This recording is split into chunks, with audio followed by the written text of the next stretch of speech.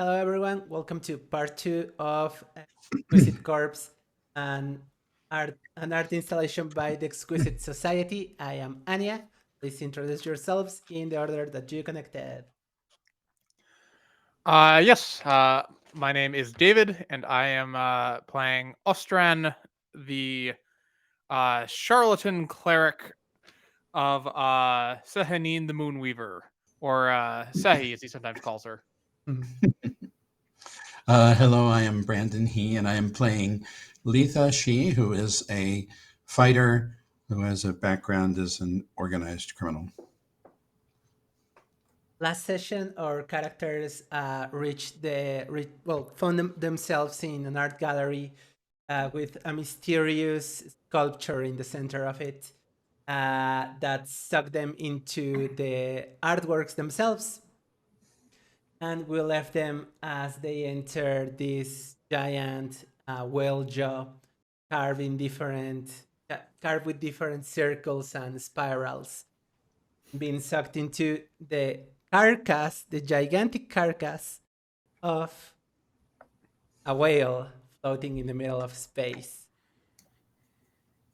So, as you leave the town of, as you leave this forest village made out of mushrooms and the mushroom people, and you walk towards the tail of the whale with the task of delivering a letter from Miss Pearl.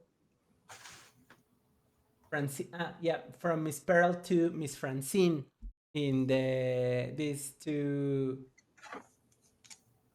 snail ladies in the well. You found a mammoth, a large mammoth, undead mammoth, had stalked you in the fields, in the forests, and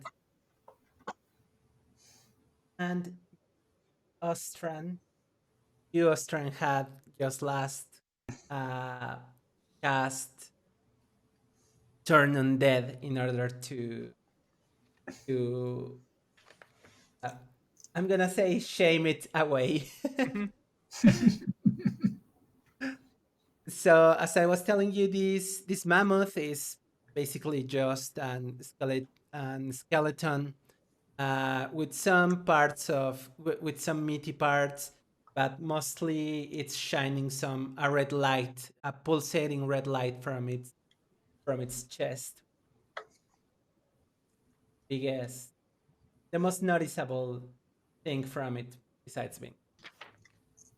So, what do you want to do? I think we were proceeding forward at a rapid pace to get away before the mammoth thought to return. Yes, before it decides that it's not really ashamed after all, and wants to rack us up. So we just as soon not be there. Because while its tusks were impressive and doubtless of ventifying price, it was really rather a large mammoth. Yes. Okay, yeah, sure. You start heading further down the whale, and you find yourselves suddenly in the middle of an open wound in the carcass of the whale. Rather at the edge of an open wound. It's large. It has basically carved down to the bone of the whale, several meters below you, several. And you see a few of the locals, a few of these tiny mushroom people crossing this opening in the vertebra of the whale via a makeshift bridge that they have constructed.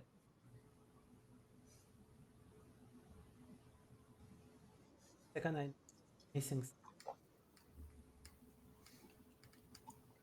The image here looks like an elevator. It does. Looks like an elevator on tracks. Yes, yes, yes, yes. You can see an elevator on tracks further down below the tail. Uh, They, on the other side of the bridge, rather. are they harvesting the whale? They seem to be carrying stuff. Yes, they seem to be carrying stuff from one side to the other. But two of them seem to be having a bit of a quarrel in the middle of the bridge, which is making it wobble a bit. Which sea shanty to sing? Yeah, yeah, yeah. If you were in the middle of the bridge, a sea shanty will be Oh, appropriate. Jonah got caught in a whale.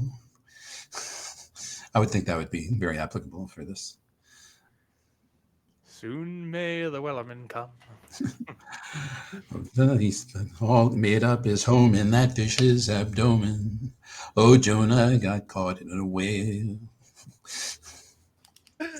Bravo. After a few seconds, as you see the bridge, it, as I was saying, it's wobbling, and some of these people are losing the mushrooms they are carrying over the bridge. It's starting to get violent because of the fight that's happening in the. All right. Ostran steps forward and cries out, everyone, please set your quarrel aside. Say, can't you do something here? And I cast Calm Emotions. Okay, yeah, sure. Let me just refresh my memory on how that works, but I'm sure it will have an effect. I'm looking at the summary in the Scientific sheet and not the radius. actual. I have a, yeah, that's a better cantrip than I have. I have inflame emotions, but it requires me to poke somebody with my spear. This is a second level slot, but Yeah, it's fine. a group of people. I was looking if it has any kind of restriction on how many people, but yeah, I think you can go ahead and it's your spell save DC, so you will be rolling your proficiency die plus your wisdom plus 8. All right. Let's see if I remember how to do this. So my die is d6 plus d6 plus 8.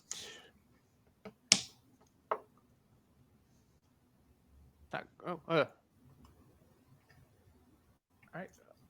Is the D20 involved too? Yes. It's only because you are setting. Oh no, sorry, yeah, not d20. Yep. So that's the 6 plus. Sorry, I miscalculated that. So 6 plus 12, or 18. Yeah. I'm sure 18 is more than enough. Let me just roll a die. Net 20. Calms me down. Yeah, unless it's a nat 20. Yeah.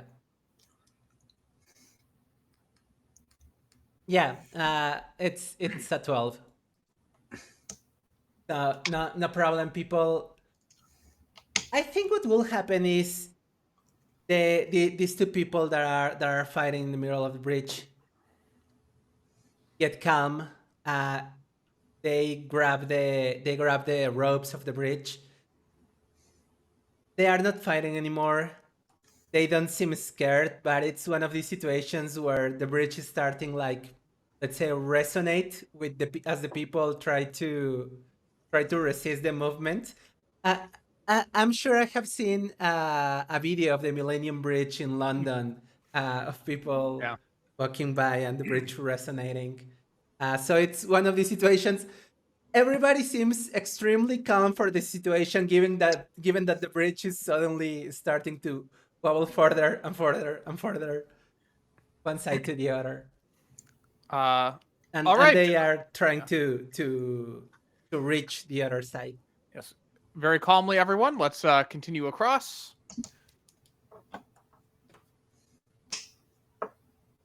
They try to continue walking for sure, but they are losing their merchandise and. I'm going to unlimber how far down are they? I think that this will be like 20 meters, which is about. Yeah. little over 60 feet. Yeah, Um, yeah. And is there a way down from the side of the whale to where the bridge and tracks are? Is there a way down? Yeah, we're standing on the back of the whale here, right? So Yeah, you are. I think it will be a bit slippery, but yes, I think you can. I'm gonna have to go down there, aren't I? Yes. I'll be cheering you on. Here, hold the end of this rope just in case. Oh, yes, that's holding up heavy things is what I'm best at. You loop it around something, for God's sakes. And I'll rappel down once I have a anchor. Yeah, give me a dexterity check if you think you have a trait that will apply.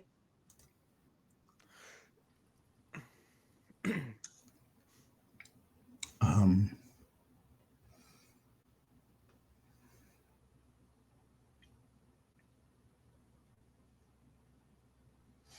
not planning to steal their stuff, so I'm not sure I do have a trait that applies. But I can make a dexterity check.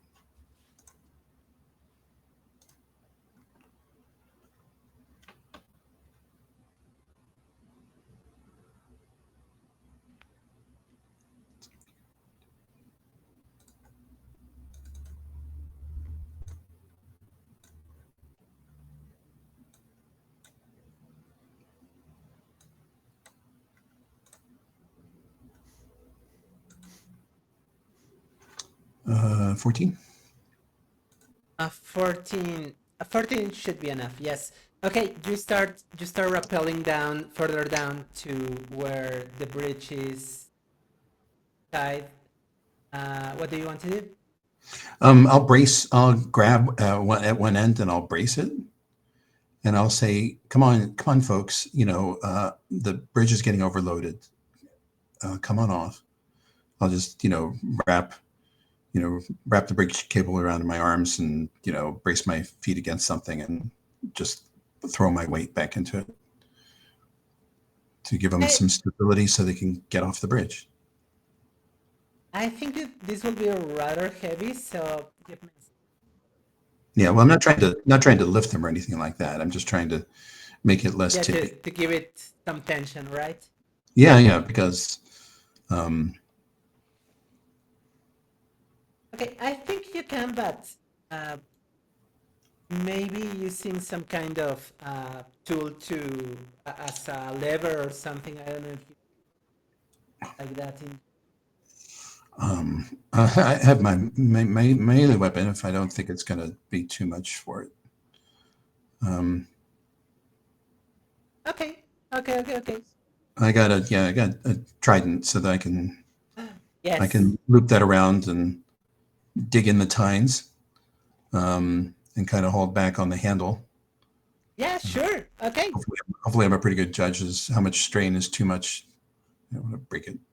Okay, what I'm going to say is we're going to make 3 strength checks, and for each one of there's I'm thinking about 6 people crossing the bridge, so we're gonna have 3 different checks as the people are crossing by. So go ahead and give me the first. This is eerily reminiscent of getting dropped, when I was a kid. Yeah, So you're right. I'll never rely on anyone. Then I will. Yeah, I think you're right. Yes. Okay. Does the Maya bracing and pulling on the rope provide assistance? I think you are merely make it possible. I think you're pulling on Lita in order for her not to fall, rather than give tension on the bridge. So that was that was an 8. That was an 8. Okay, yeah, it's about that is a 27. Okay, give me a second. Let's And one more. narrate the gate.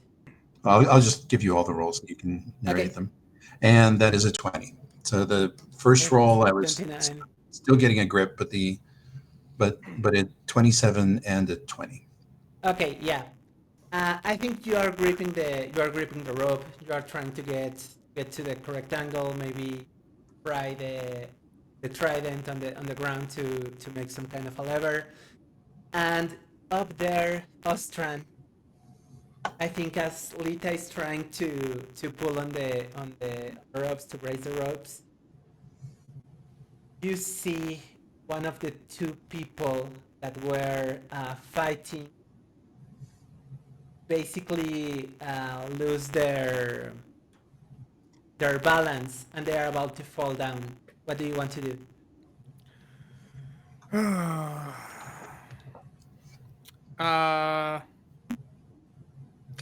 How far away are they from me? The distance, I will say 40 feet, maybe? 40 feet? Yeah. Sounds like it'd be pretty hard to throw my 50-foot length of rope to them. And that, those are down below me, though. That 40 feet includes vertical. Yeah, I think that will include vertical. So how hard do I think it would be to toss them a rope? I have enough rope, but... I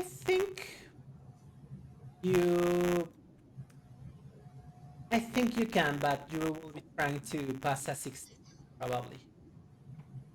It's like just at the edge of doable. Yeah, sure. I'll give that a shot. And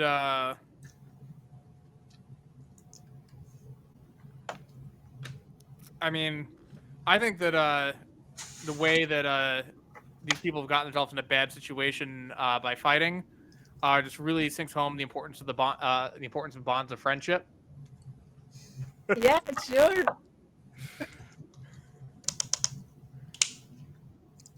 All right. So this is a strength check or dex check? I think it's a strength check because you're trying to throw it as far away as you. Yeah, that's not great. So that's only an 11. Okay, yeah, that's not that great. Okay, I think you toss your line. Some of the people closest to Lita grab on the rope, and they start passing it, but this person is about to fall. Luckily, Brandon already gave us the next rolls for Lita.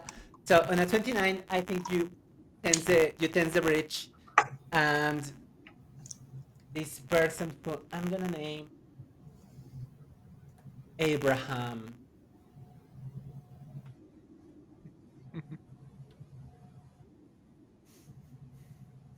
Where am I?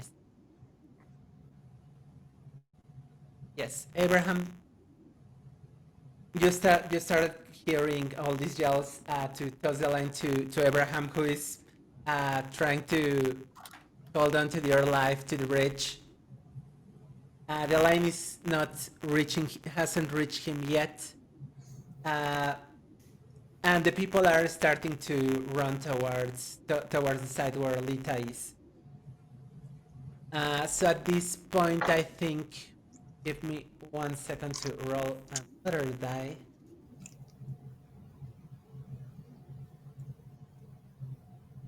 Okay. Yes. Half the people are off the bridge, but by that point, and it's just precisely the person who was fighting with Abraham, Lawrence, who basically ties Abraham as Lita makes the bridge stop wobbling. Sorry. And then behind you, you hear some yelling. Because all this noise, all this yelling from the people on the bridge, first from the fight, And right now, everyone, no, it's not yelling. It's more like, um, I want to say murmurs, animated conversation. Oh, that's better than bellowing, which is what I thought it was going to be. Yeah, no, but this is because Ostran just threw this spell on them, calm motions on them. Oh, that's right. So yes, they're panicking very calmly They are and panicking reasonably. calmly. Yes, yes, they are panicking calmly. Look, a dear, an apocalypse. As you see your shadow start being cast, Ostran, in this reddish light. And the mammoth is charging back toward us. I think the mammoth is charging. You will assume the mammoth is charging.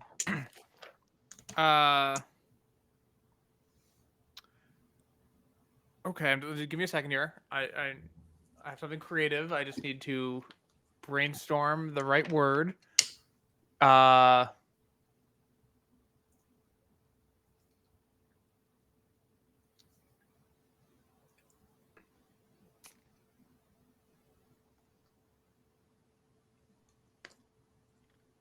right. So here's what I want to do. Can I wait until the mammoth is I presume charging straight toward us and is almost at us? Then I want to cast command on it, saying leap. The idea that it will jump and go fly over us and fall down into the chasm. Command, drop, flee, halt. Those are examples of. I know. I'm just looking for this condition that this suicidal condition that usually are in these kind of spells. Target is dead. Oh, if the target isn't dead, if it doesn't understand your language, or if your command is directly harmful to it. Yes, this target will be undead. Okay, so I know that won't work then. Okay. Dead mammoths. If you want to, you will know that. But if you want to say that you react that way in the moment, that's also narratively interesting. So it's up to you. I think it's command word shit.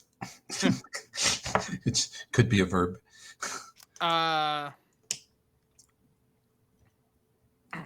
how many? What's the situation here? I'm on the left side of the bridge with most of the people. With most of the people except the two persons that are still in the middle, Abraham and Lawrence, who seem to be safe from Lita tensing the bridge. And are they on the bridge? The two of them are on the bridge, and Lita is hanging from her. Well, no, you rappelled and you probably. Yeah, no, I'm down. Yeah, I'm standing down there. Yeah, you're standing down there. Yes. Can the people on my side of the bridge hold on to my trident now to stabilize the bridge? Yeah, for sure. You want to free yes, yourself? I yell at them. I say, hold on to this until they're off the bridge. Yeah, because I imagine that I hear Ostran yelp something. Yeah. I do have a backup plan though. Okay. Yeah, well, I'm down here, so what I'm going to do is I'm going to flick my longbow off my shoulder, and proceed to give this mammoth something to think about besides Ostran. Okay, give me 1 second to that armor class. Sure. I think I'm gonna roll it at roughly half cover, so you are rolling. It has a small bonus to its AC, but yeah, sure. You are seeing it charge.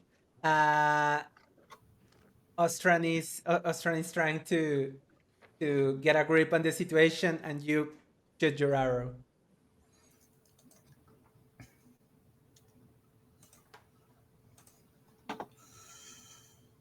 All right. And somebody died because of a mistake I made, so I'm not going to make that again. let's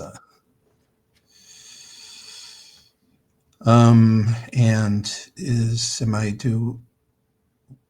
what do I add for attack? Your dexterity. Add dexterity because it's a missile weapon. Okay, so that is just a 13. A 13. Okay. You shoot, and your arrow just misses it barely. You don't have a clean shot. Maybe there's some vegetation. 13 it's his armor class, but as I told you, it's roughly half covered. Yep. So you don't, you had the shot, but it wasn't the best situation. So they're about 50 feet from me. The people who are in the bridge, Yes. yes, roughly. Okay. Fine.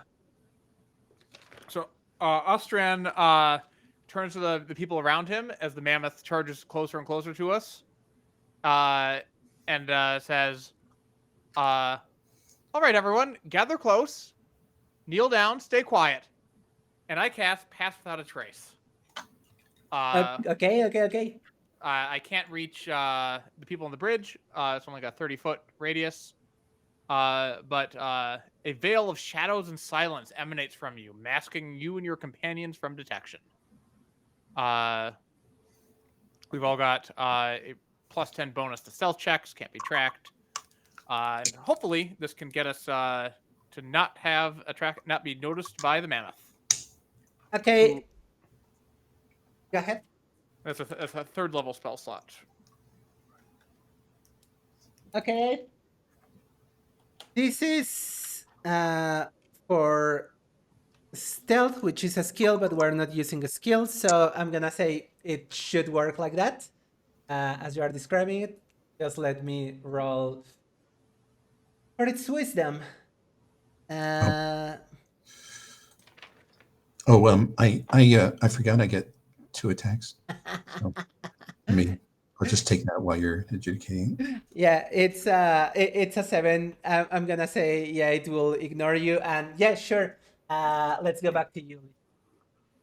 So that's a 22. 22 to hit. So Okay. the second shot, I forgot to read my character sheet thoroughly. Yeah. Okay, and then roll the weapon damage plus strength. Is that the right thing? Your weapon damage for that is yes.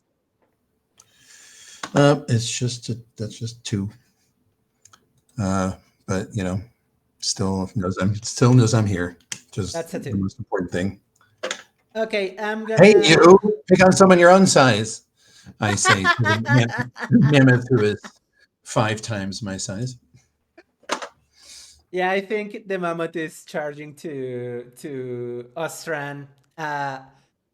They all get down, make the duck, and suddenly they seem to. These are mushroom people, so probably when they duck and the spell that Ostran casts, they seem indistinguishable from some of the vegetation that's over here. I think it rushes right to the edge, and that's when the second arrow from Lita hits on it. And let me make a note of those 2 points of damage. Okay. Quickly roll.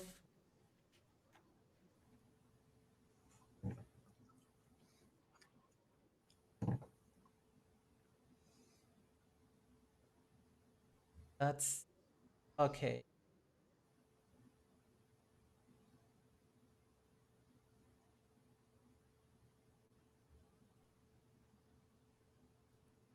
Sure. Yes. You attack this mammoth. Your arrow does the damage it does. You are a little below, so probably you could have a better shot closer to it. It's the problem with shooting undead things is you really never really know what's going to hurt them. But yeah, now that it's pissed after being scared away, I think you see that it has some temperament issues. Let's say. What do you want to do?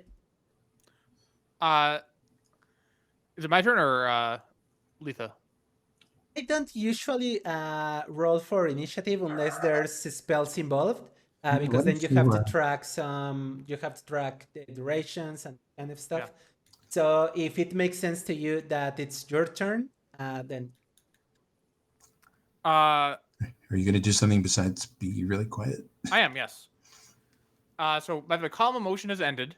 It and Path of that Trace are both concentration spells. So hopefully the mushroom people obey my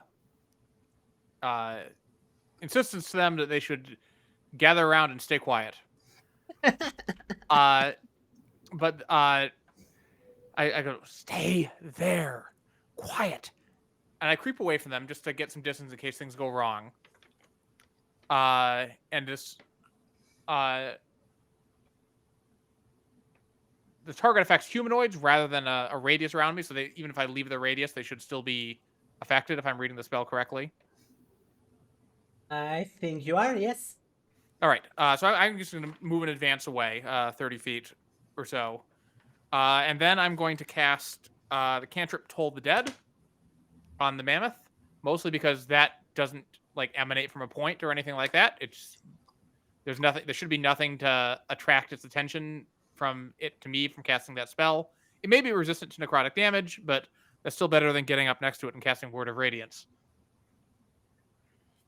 Okay, yeah, sure, go ahead. So it has to make a wisdom saving throw. So I will roll that saving throw. So that's proficiency die plus 12.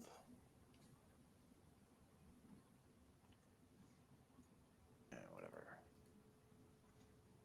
Nice. 17. 17, I rolled a 7 total, so yes, it fails. And that's 1d8 necrotic, right? I am 5th level, I believe. Yes, so that is 2d8 necrotic. It's a cantrip, yes, 2d8. And it's oh no, but it's in damage, so it's 2d12. 2d12 because I actually punctured it. Yes, 2d12, yes. So that's 15 points of damage, or half if it's resistant to necrotic damage. Okay, No. that for sure made some damage. You see it, some pieces of its flesh start falling down.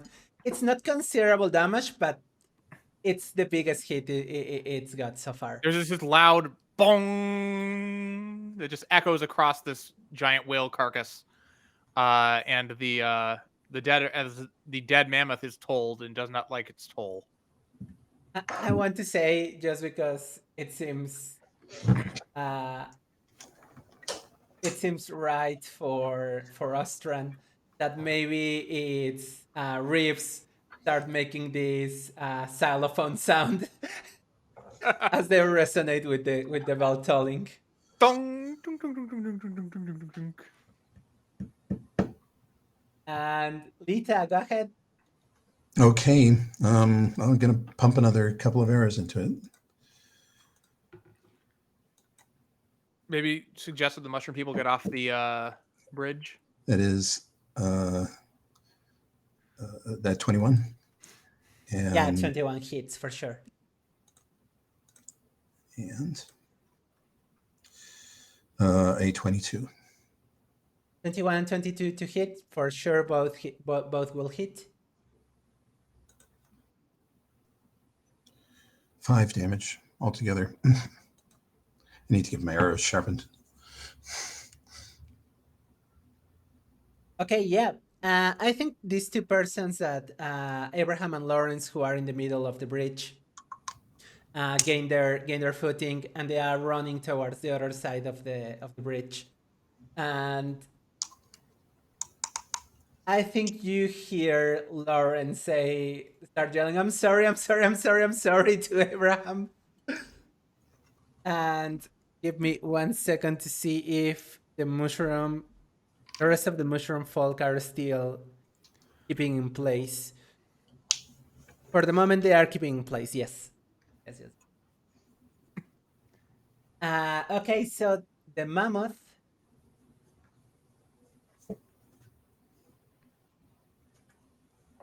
The mammoth is still having some trouble noticing Austrian. So I think it's just going to.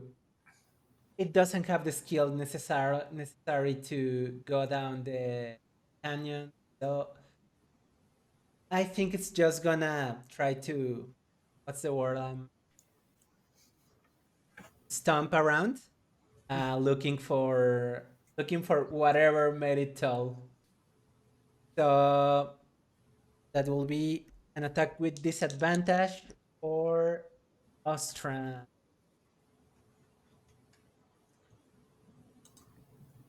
14 to hit.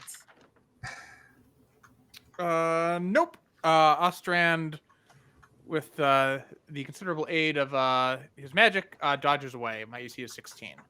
Yeah. It's not getting you. Yes, it's basically a stamping.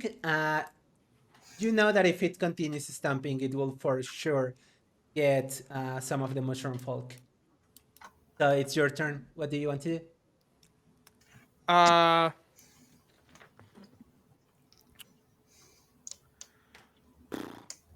It's more important than doing damage. I am going to cast thaumaturgy. I wish I could get up there quickly. To create a sound on this side away from the opposite direction from the mushroom people. I was like, yelling and or whatever, like, crying of people. I think that's the sort of the screams is what attracts this guy in the past. So yeah, I sort of crouch down and create this noise to hopefully draw it away, so it doesn't randomly stomp the mushroom people. And I love that. Yes, it will move on its turn, but yeah, for sure. And then I myself move a little again further away from the mushroom people, so that when I presumably hopefully return to spellcasting next turn again, I'm if it attacks me, it's not attacking them. Okay, sure. Yes. Protecting the mushroom folk. Sure. Need that. I'm judging that it will probably take me a while to get up there, right? Climbing back up the slippery side of this whale. I think it's slippery. I think you had the line. Let's say that that Austrian tied it or something. Yeah. So, and it's just the two of you. There's no point to have you out of the combat. So I think it will make sense for you to reach. Okay, well, I'm going to be your whole movement. Okay, well, that's what I'm going to do. I'm going to snatch out now that everybody's off the bridge, I'm going to snatch my trident out and, jam it into my belt and run, climb up the side of this whale with the help of the rope.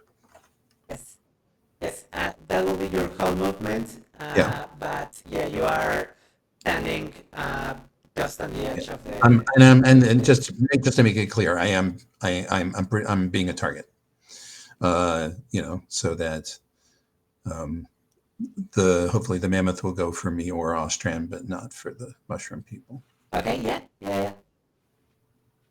Do you want to attack? If I can, yeah, absolutely. Yeah, it's just your whole movement. I will say you still have action. All right.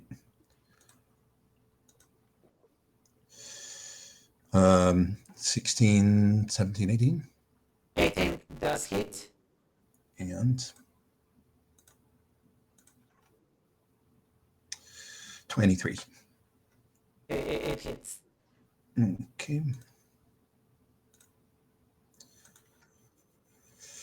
That is 12 points of damage with 2 hits. And basically, this mammoth is big enough that I can run under it and stab up, which is what I do, and then dodge out of the way, hopefully, when it tries to stop me. Okay, yeah, I like that.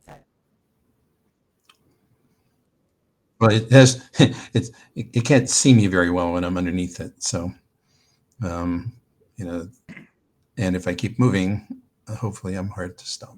So I'm gonna check if it goes for either you or the noise that Ostrom just created. The noise, so it's a noise. It's gonna go for noise. It's basically rushing a bit further than you climbed up data. Yep. And I think it's confused once it gets there. Turn your back. Turn your back on me, you bloody beast. Yeah, I think it just reaches. It's looking around. It's stomping, not hitting Um, anything, and it makes sense for you to go first. That's Yeah, like I blow up at the slightest insult. This is insulting. It's like I'm stabbing you as hard as I can, and you're going over there, looking, sniffing at noises. Fine. If that's what you want, then that's 19, and that's a miss. So hit once. Yeah, you are attacking to it with your trident, right? Yes, 4 points of damage. Okay. Yeah, I think you made your presence more than clear to it. And Right here. just 1 second. Yeah, I think when you are this close to it, stabbing at it, you see that this light that's pulsating from within the mammoth is coming from, I want to say, something that looks kind of like a ring, a large ring with several reddish stones incrusted into. Interesting. Not sure that is significant. And Ostran, it's your turn. Yeah, I again move further away from the peeps, the mushroom peeps, and still very sort of a bundle of shadows that are blending into the ground like I'm wearing camo. And I told the dead again. Okay, yeah, go ahead. Yeah, that's save on my side, right? Yes. So I will roll again. D6. Nice. Keep rolling. So that's 18. I was counting on you to roll poorly because I rolled a 10, so. I'm not capable of rolling that low. That's right. Yeah, you cannot roll less than an 11, I think, right? Yep. 12 is my plus 4 to 8 plus 4 is my base, and then whatever I get. So that's 2d12. Another 13 points of damage, and it's Sethi plays the marimbas on his ribcage. Okay, I'm gonna tell you that this creature is roughly a third of its HP points. Down a third or add a third? Down a third. Okay. Some of its flesh is falling. More of this ring that's in its ribcage is being revealed. And as it's being revealed, Yeah.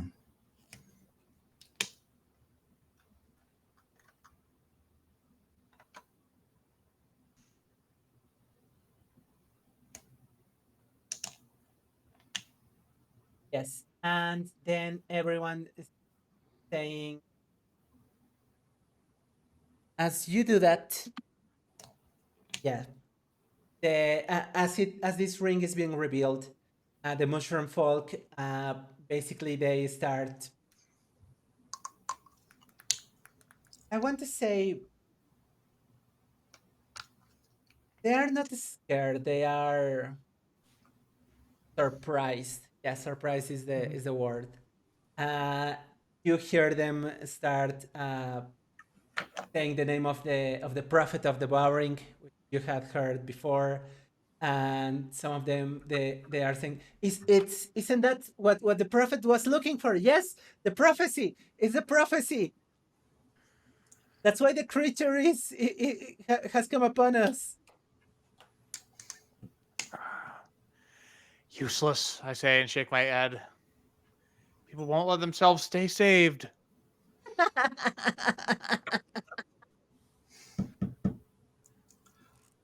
And I think it's your. Anna, you just told you just told the that right. So yes, as people are starting.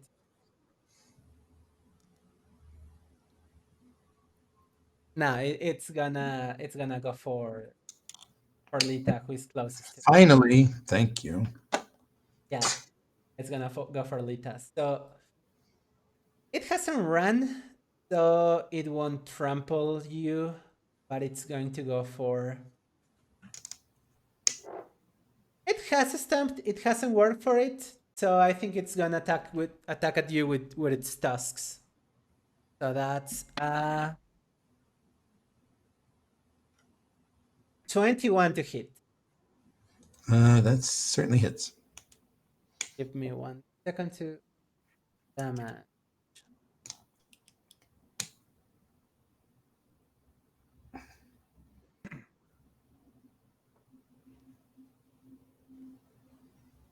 That's a big hit. That's basically almost as much damage as it can make with attack.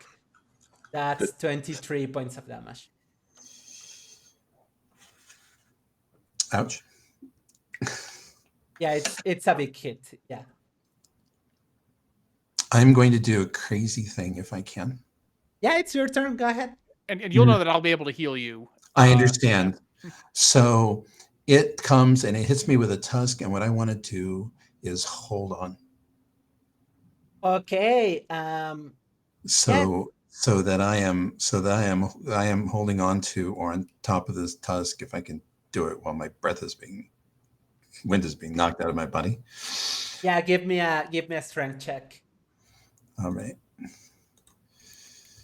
And I'm still put out by this thing, so I'll take the proficiency die. It's sort of when I see something valuable, it 23. will apply. 23. Yeah, for sure it will be enough. Technically, Okay. it's a grapple. Let me roll it just to see it, but I don't think this can roll a 20 over that. No, yeah, for sure. You grab onto the tusk. Okay, I'm up here in the tusk, right? And it's rib cage. It's undead, right? So it's all ribs. Yeah, yeah, Right. yeah. Okay. I've got a long one-handed weapon. I'm going to try to hit that ring. Okay, yeah. The grapple takes one of your attacks. This will be your second attack, and yeah, for sure. I'm gonna say it's. You are trying to roll against 15 again because it's trapped inside the. And I got a 15 straight up. Okay, yeah. Give me 1 second to second something, but you hit it for sure.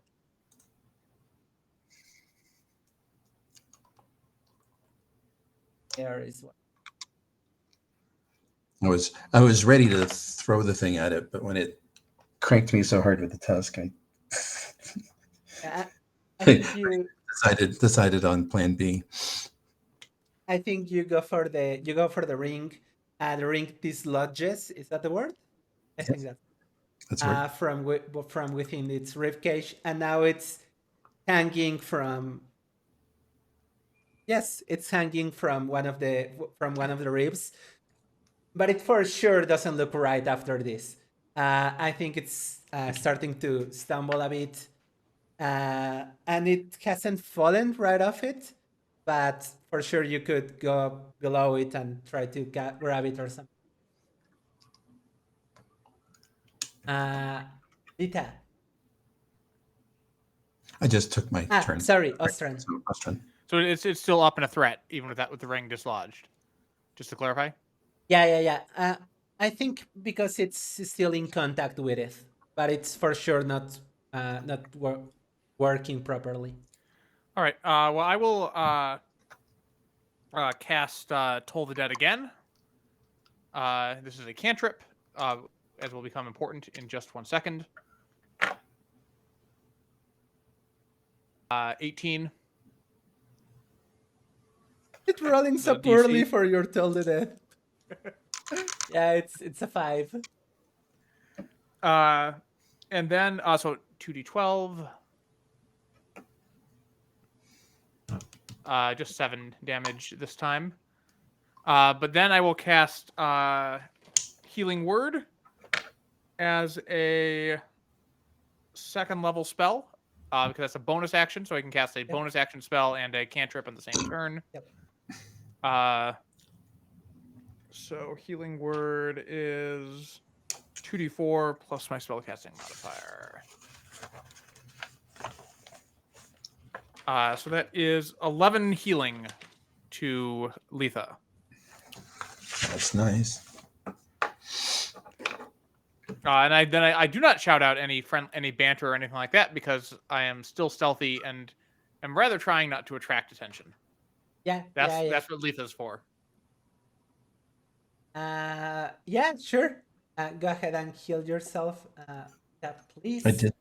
Okay, that brings me up to 37, which is a much more comfortable number. And you're grabbing onto its tusks. I'm holding on to its tusks. Hopefully, makes it a little harder for me to attack me. Yeah, for sure. That's exactly what I was gonna say. If it was a live mammoth with a snout, it could just swat me right off. But since it's undead, it doesn't have a lot of flesh. Its options are more limited. Yeah, what I was gonna say is, would you grab to its tusk? I think it's gonna go for the people who are starting to talk. Some of them probably all have already run. So yeah, it's going to charge full speed ahead towards them. And give me 1 second. Bang on its forehead with my fist to try and distract it. And okay, at least one of these people. That's 2 seconds.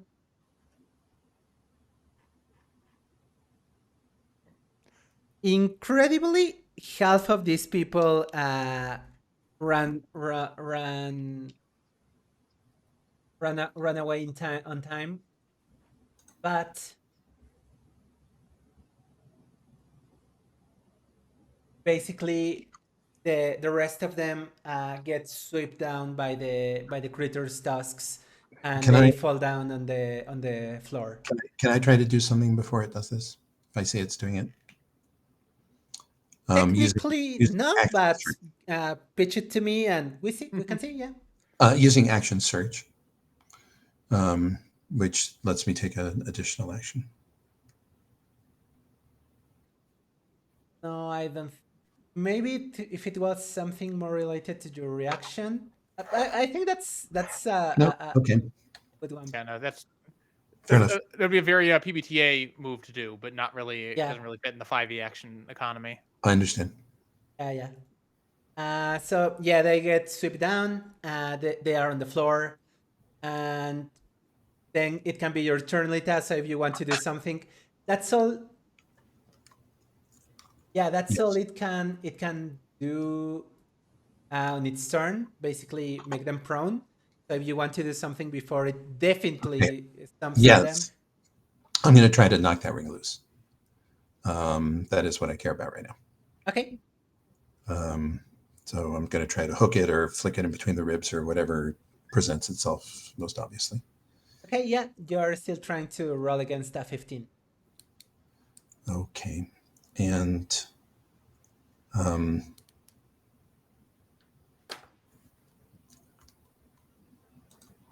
so let me try here. That is not a success. I'm going to use Samurai Fighting Spirit once to get advantage, because this is critical. And, well, unnecessary. 22. Okay, yeah. Give me one.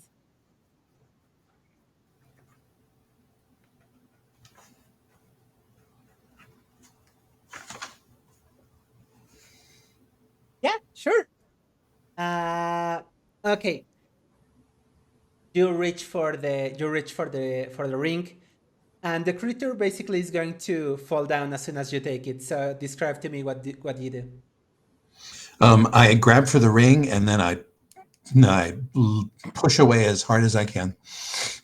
So to minimize the chance that it just falls on top of me, which is otherwise too likely to happen.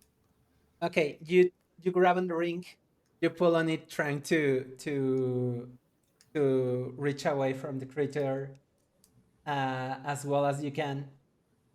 It basically falls down on itself. I think if Ostran had a tune that he was trying to go for with its tool, it will be like the resolution of the melody, what we hear as the. I was absolutely each of the bell tones was at a different pitch, as I was methodically playing out the notes like some goofy children's song, the sing-song thing. If I may, I know what the tune is. Go ahead. So the first one, you did it 3 times, right? So it's bum, bum, bum, and then da-da! The whole thing falls down. The whole thing falls down. Yeah, and so it's also practice. And you don't get hurt by it, Lita, but I think you are covered in this sticky, gooey whale remnants. And the people who had run away start yelling, "Thank you so much! That was really helpful. So you're a bit stinky, so we're not gonna come near you. Sorry." And the ones that had just been I'd like to say down. this is the first time I've had this reaction, but that wouldn't be true.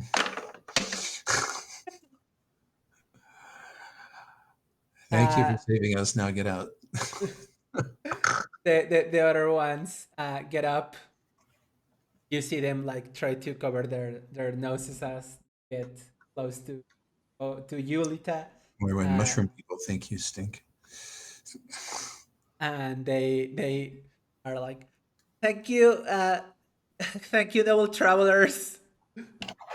That had been a real problem for our crops. Whew. You all right?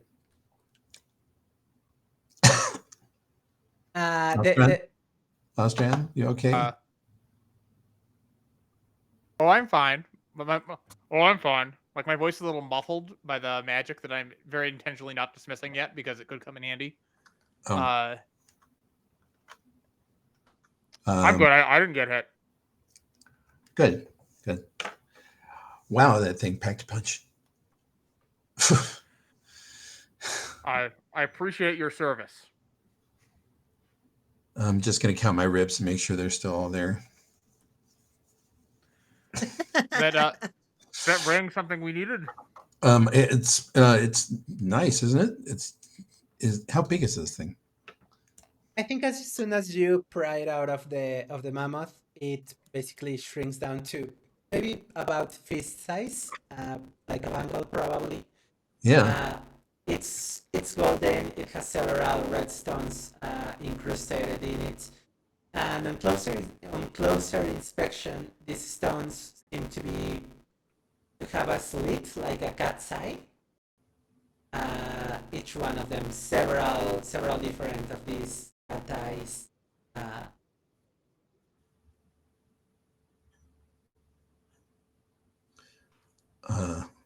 Well, this I don't know what kind of magic this was originally supposed to be, but to animate something that size. I'm just seeing. Does this ring a bell for any of the artworks? I don't see. It doesn't seem an obvious. Did I hear something about a prophecy? I was busy trying not to get killed. Yeah, they've got a some sort of prophecy about the what do they call it? The prophet of devouring. And so they're looking for this, something like that. The prophet of devouring. Sounds like a friendly guy. Does. It's, hey, the Bill, prophet of devouring. Prophet of devouring, Bill.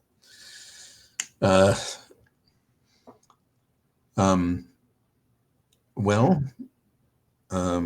I'm guessing you guys would be happy if we took this away from you and you never saw it again, right? They say that maybe if you take it to the prophet, he will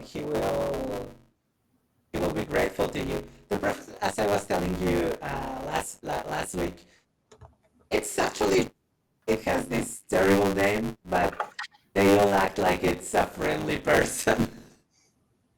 Maybe he's devouring pastries or something. I don't know. Okay, great. Do I have a towel in my backpack? Probably not. I think one of you had soap.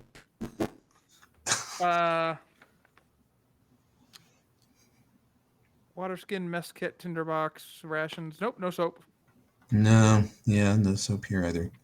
Well, I'll find some vegetation and scrape off as much as the mammoth. I'll clean up as best I can. Yeah,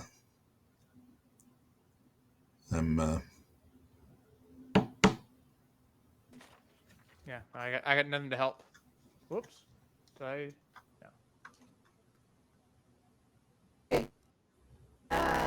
Do you want to go ahead and move to this elevator that you saw across the bridge? Yeah.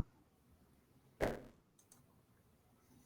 As you are waved away by mushroom folk and cross the bridge, just as the tail starts climbing up into the sky, you see this elevator.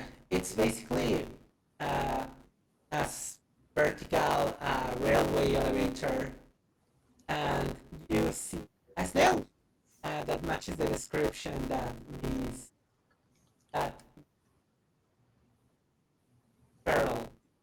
Miss Pearl had given you for her friend.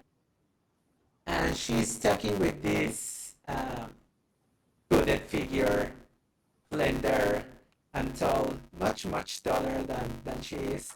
And she's like going along politely as it with its raspy, deadly voice telling her, "Yes, the weather has been lovely these last few weeks, isn't it?" Hello. They both turn towards you, and they say, "Oh, travelers! Come here from afar," says Miss Francine. About as far as you can get, actually, yes. Postman, actually. Would you be Miss Francine? She moves a tiny bit towards you. You see her excited, but she's snail, so she barely moves. Yes. And she says, yes. Do you have any correspondence to me? Why, indeed we do. It starts reaching out with her antenna towards you, as this other figure notices Lita, and he says, "My child, but you are covered in the substance of creation itself." Yes, would you happen to be the prophet of devouring? And he answers to you that he is, but I think he's trying to make it like a pun, and he says like in the flesh. Yes, yes. I am covered in ex mammoth. He walks toward you, starts examining you, uh, and as he is about to put his hands on you, he says, "May I?" If you have benign intention, yes. And he basically puts his hand on you, starts smelling and like trying to feel whatever you and Ostran hadn't cleaned up of you, and starts putting it inside of a jar. Well, if you're if you go down that way, about a third of a whale, you can find a whole lot more. We also have a delivery for you. Or at least something that they said belongs to you. And I'm going to produce the bangle.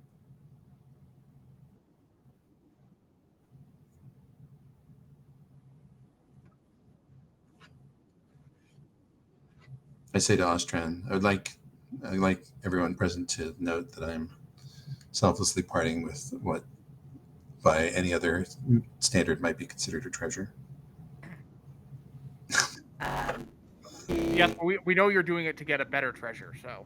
I hope so, but it doesn't always work that way. We know that's just... He takes the bangle and he produces first a smaller ring. He looks at it. Says, "It's been so long since I last saw this. I thought it was lost forever." And puts one ring inside of the other, and this starts to revolve on itself. Very much like the statue, like the remnants of the statue that turn around in the center of the gallery, just revolving around each other. And yes, this was made eons ago from the material of the whale. Each generation must pay its respect to the whale, for we shall also be devoured by the whale as we devour the whale itself. I get it. It's a circle of life. He nods at you, but he says, "Until there's nothing left for devour." And Miss Francine, who by that time has reached where the three of you are standing. You just see her like every single day with the devouring and the end of times, and she's just like nodding along, like it's this person who just won't shut up about their hobby or something like that. And she addresses you, Ostran. Did you said you had a letter, dear? Yes, here you go. She extends her antenna, and I think you are standing like over here, and she extends them like a meter to your right, 2 or 3 feet to your right,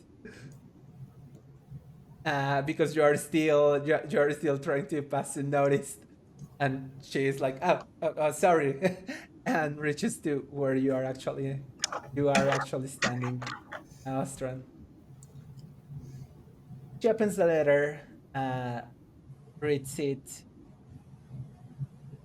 She opens the letter, reads it, and she says, "Oh, Miss Pearl is inviting me to dinner later in the week. That's so good to hear." And as the devourer, the prophet of the devouring, finishes like this, making this puzzle of the two rings rotating around each other,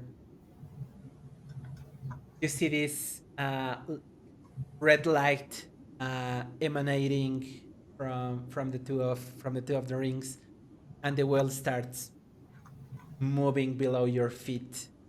Ooh. And the Prophet of the Bowring, seeing this artifact complete for the first time in his life, probably. Uh, he seems scared in that moment. This definitely wasn't what he was expecting.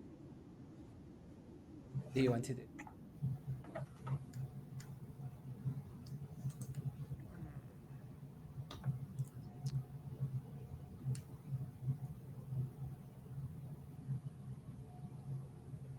So the whale is animating, you said? The well is Moving? starting to animate below your feet. I'm not super worried. This is not the least immediately dangerous thing that has happened to me today. Probably not in the top 4. So I'm content to observe. What's the matter? Shouldn't the whale be going from one place to another? It floats in space. He says no, it's not, it's never moved at this with this intensity, as it starts to basically tremble and you feel this minor earthquake below your Let's feet. grab onto something, Austrian. Last thing we want to do is be booted off a whale and mid nothing. I stabilize myself the best I can. Well, there's the elevator. Seems to be attached to the whale. It's not known for being particularly stable. Do you have a better grabbing point?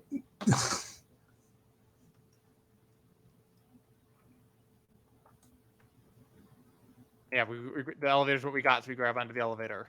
Okay. And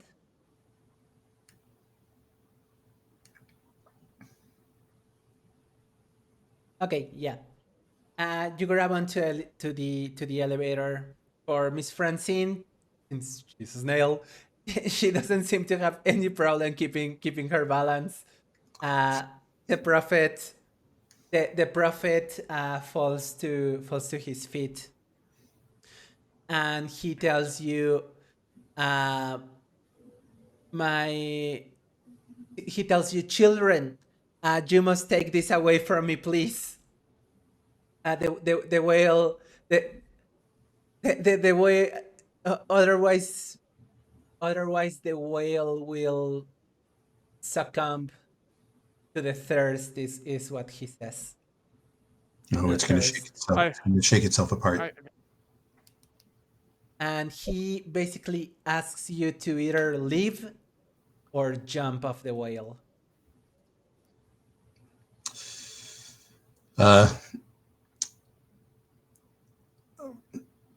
I'm for jumping.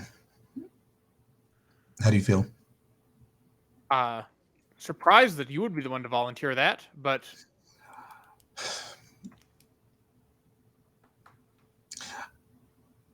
well, it's like a boat in a storm, right? If you have to leave the boat, you may as well jump rather than wait for it to take you down. Sure, let's do it. All right. Worst case scenario, the session ends early and we get the evening back. All right. All right. Give me the ring.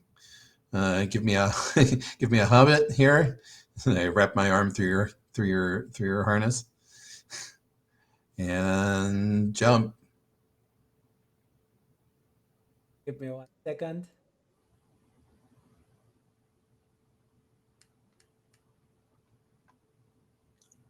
Okay, yeah. You jump off the whale. You start to see the whale basically go back to its softer movements.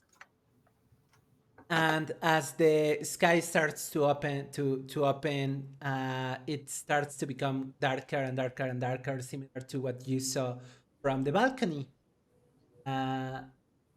in the dining room. I hope you knew what you were doing, buddy.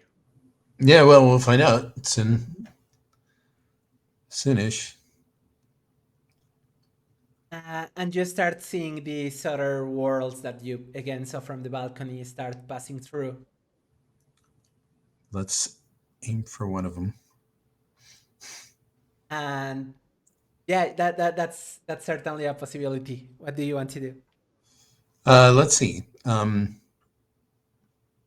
What did they look like again? Here we go. So we've done the marble table. We've done the whale's jawbone. The city skyline is certainly one good option.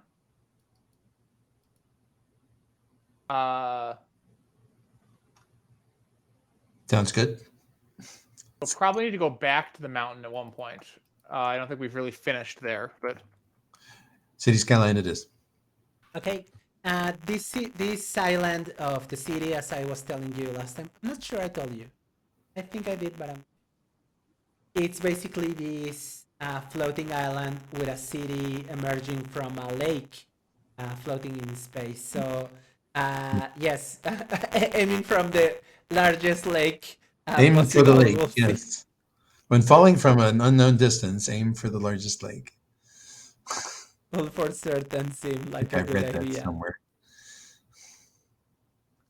Give me 1 second. I'm gonna put on the mapas.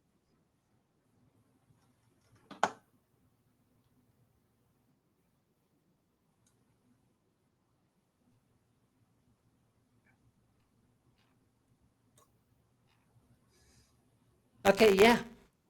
Basically, as you get closer and closer to this lake, you see this city. It looks somewhat old, somewhat empty. You hear the bells from a church right down in the center of the city start calling as you get closer and closer and closer. And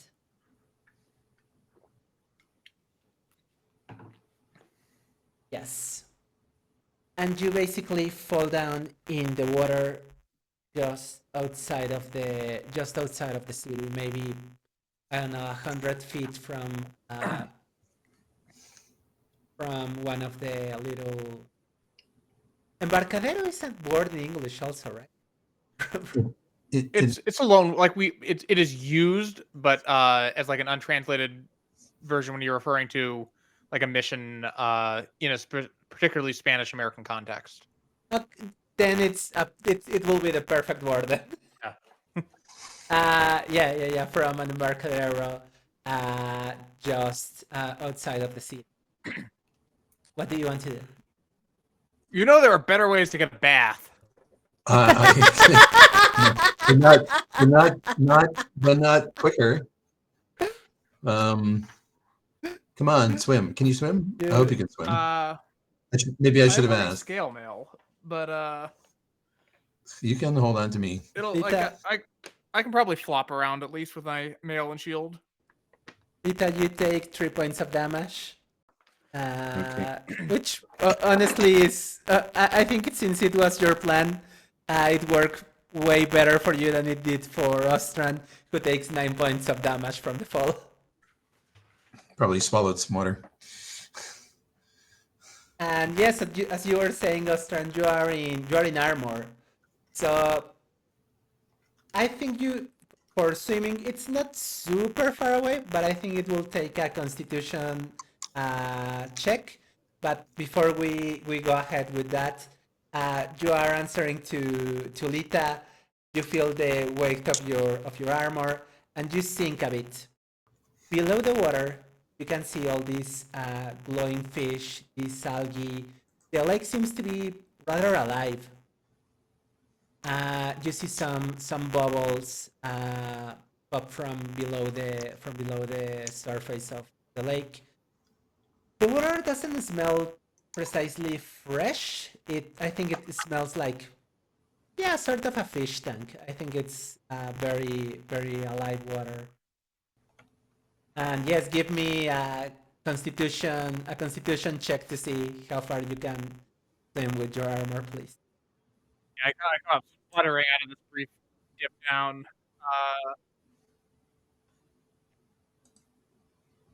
Nah, none of these traits are relevant here. That's just 20 plus 1. 20 plus 1. Okay, yeah. You know, D20 plus 1 is the roll. Yes. Yeah. I've not yet rolled. 7. Lita, you expected Ostran to be out by now, but No. below the water. When he goes underneath, I tell him I'm going to grab and propel him back up to the surface. I think you are probably like pulling him. Is Yeah. lifesaver. I am. I can swim all day long, so I'm going to tow him. He's wearing armor, but he's half my size. Yes. Well, you are. I mean, pound for pound, you're pretty strong, but you're a lot smaller than I'm. So I'm gonna tow him to shore when it becomes clear that he's, the scale's not meant to be to swim in. Yes. Yeah. For sure. You reach the embarcadero. You reach shore, and you see all these colonial style buildings. You smell the water all around you. The sky it's like a very clear night over here, and you hear different insects.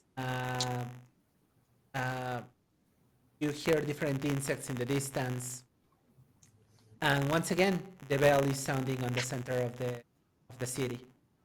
What do you want to do? Okay, I'm making the decision next time. Fair.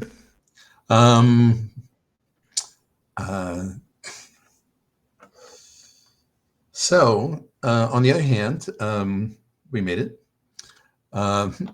So we check out if someone's ringing that bell, or maybe the wind is ringing it, but it seems like an awfully loud bell to be being pushed by the wind. Okay. Just give me a minute. Okay. Let's go. Fair. That thing, that scale's great for keeping your insides in, but not so great for keeping you upsides up.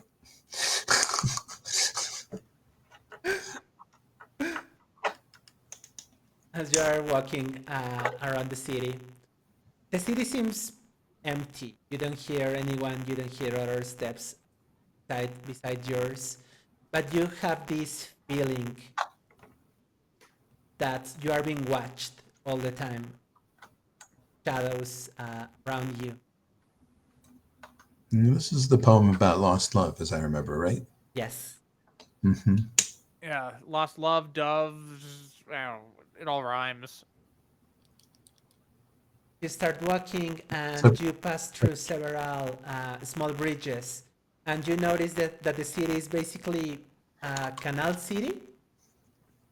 There are several canals crossing all around, and as you are nearing the bell tower, the sound of the bell stops. I think they know we're here. Oh, maybe they'll say something. Hello. This better be not be like the Dark Abbey. What is the Dark Abbey? Oh, don't tell me you've forgotten the Dark Abbey already. Oh, you're the no, I haven't forgotten, but you're the only one who ever called it the Dark Abbey. Everybody else called it Malthus Dark. Well, that's a lot of syllables. I didn't have time for syllables when I was trying not to die. The Dark Abbey. It's always the dark everything. Why are undead-ridden things never like the bright Abbey? Because they have terrible branding consultants. As you are bickering, you hear you hear these very light steps uh, coming behind you. It's this characteristic sound of somebody in high heels walking towards where you are. I turn around with interest. High heels. Like, just like Jeez, brush we're my being hair. stalked by a princess. And then I can't as do anything you with my hair after dunking like the one we just got. as you turn around, you see the figure of a woman. It's this lady that's about 2.5 meters, so I want to say that's almost 8 feet tall. Uh, it's like 2.5 meters. She's dressed in black from head to toe. She seems extremely thin, and you see she has a sombrero on her head, and then she says, But I have a guess that this is the module that you wrote. "This is the model that I wrote." Yes. I have a guess as to who this character is. She extends her arms towards you, and excitedly she asks, "Have you come here because the society is together again?" Almost. It's we're piecing it together, and we hope to do that. We've gotten several pieces in place, but not the complete.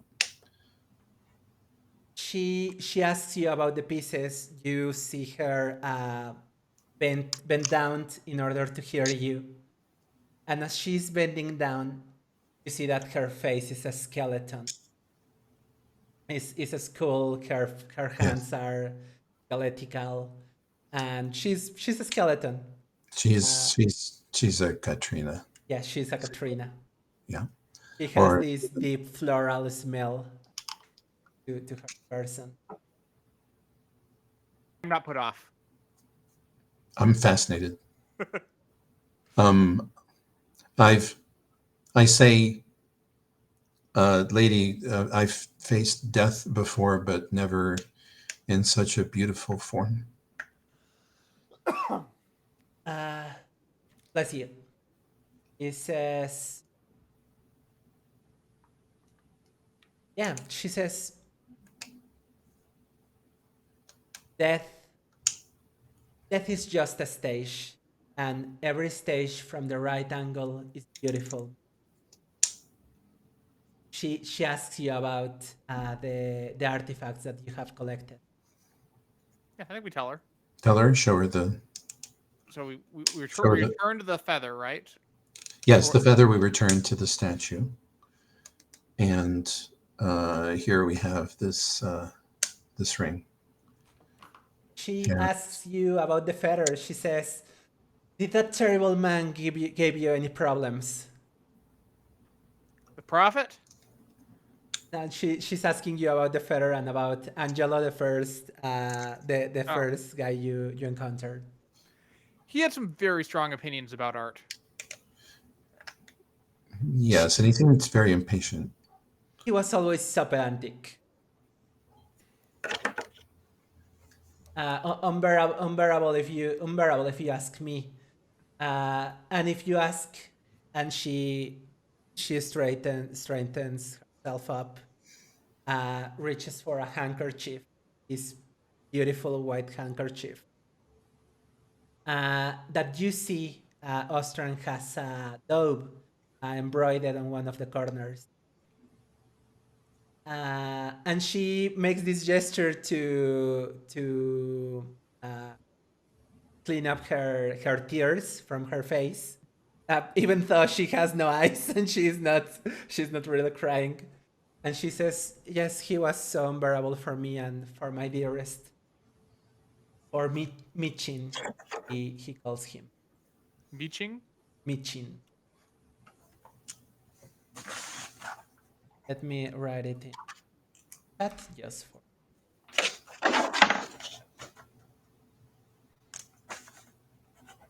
And What then, happened to Chin?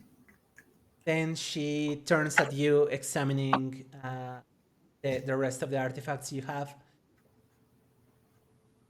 She gives this long sigh, and she says, I wasn't expecting it, but it's still disappointing that you haven't found the pendant. We're going through in a fairly random order. She says, no, I think the pendant must be here in this plane. What does it mean? And she starts giving you this explanation about the society. She says that these were artist wizards, similar to what Angelo had told you before. These were artists who were also wizards. They created all these works of art, and when they fought over their different visions, the goodness of their visions was encapsulated in all these different artifacts. And she says, and as I expected, this eternal night cannot stop until they are all brought together and finally answering your questions. Your question, he says, and I'm pretty sure Michin as one of these corrupting artifacts.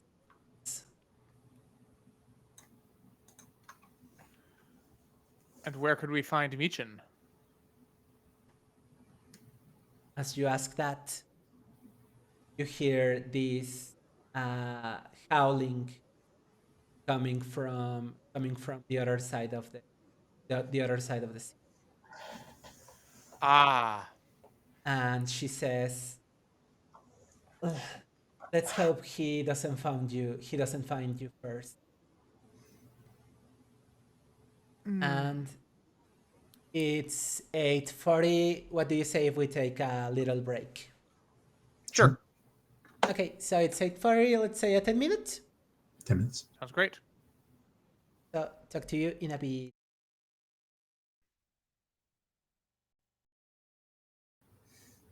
It is. Okay, so as you hear this howling in the distance, this woman introduces herself. Kali says that hopefully Michin won't find you first. She explains to you that Michin is a Nahual, which means that he can take several different forms, and that all of these forms. I say with approval. Sorry? I say Trixie with approval. And she says that all of these animal forms that he takes are basically predators. But he doesn't seem to ever try to hunt her, and he runs every single time that she tries to get near him. So he finishes. So my new friend Sam asking you to try to take this artifact, Michin, in the hope that this homophorus returns to the once lively city that it once was, instead of this decaying state that. Does he wear this artifact? She's not sure. She says, I'm not sure, but given that you haven't found it elsewhere, I will say that he has it. I will think that he has it in person. Or maybe, and she walks you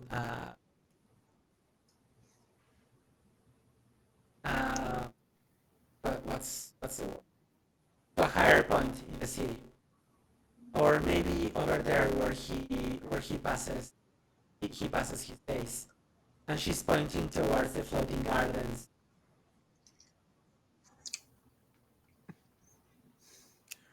Of course, there's more swimming. Maybe Yeah, we that's can awesome. maybe we can find something buoyant for you to cling to. You make it sound like so. Make it sound so dignified, Letha. I was recently covered in dead mammoth. I bid dignity adieu a little while ago. Well, if we want to do it for the stealth, I think say you might help us both hide once more if we want.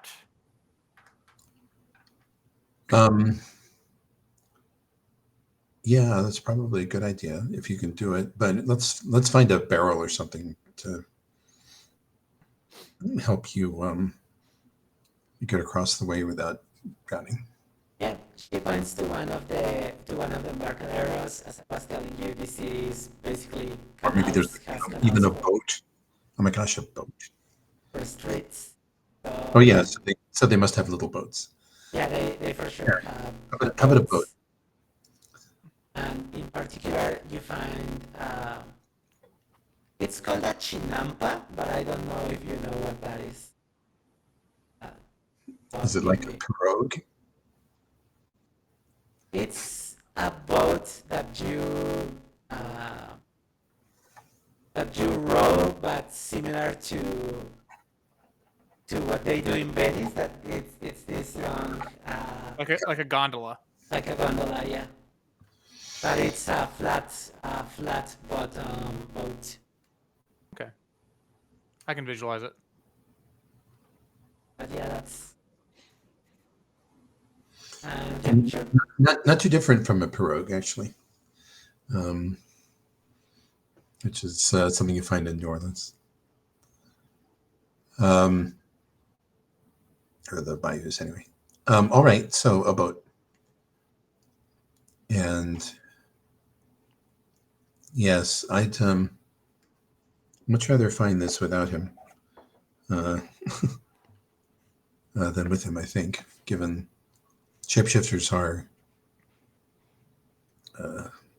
tricky at best.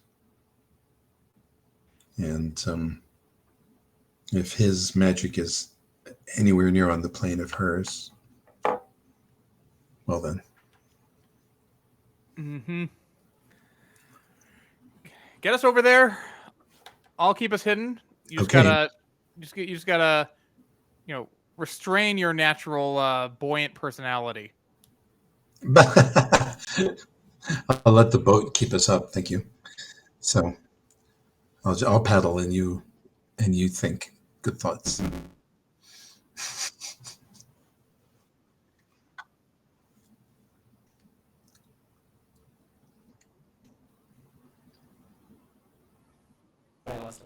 Okay. Yeah, you go towards one of these boats. It shouldn't be too hard to find one. And as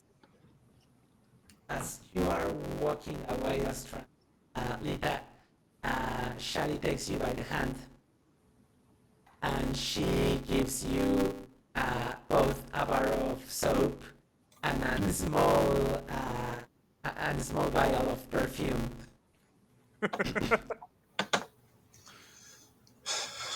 Everyone's so polite.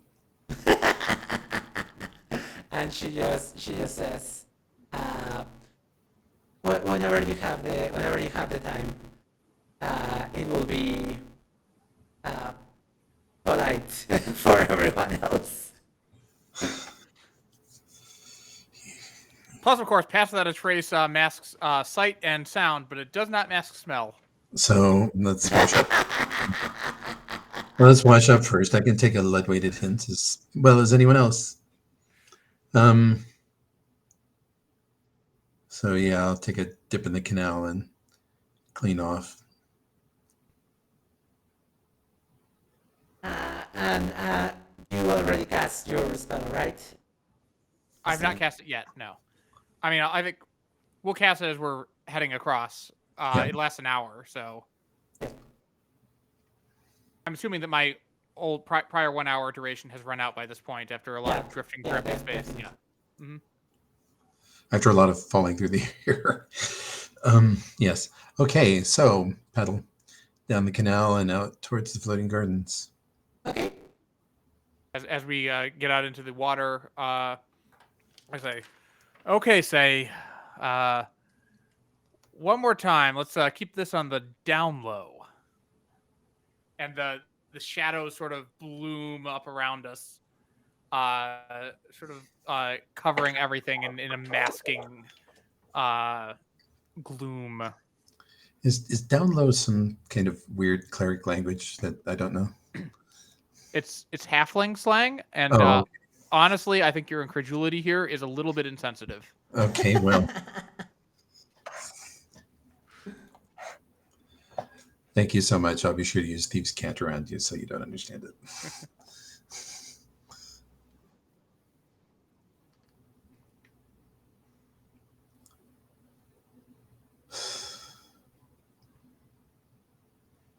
Okay, yeah.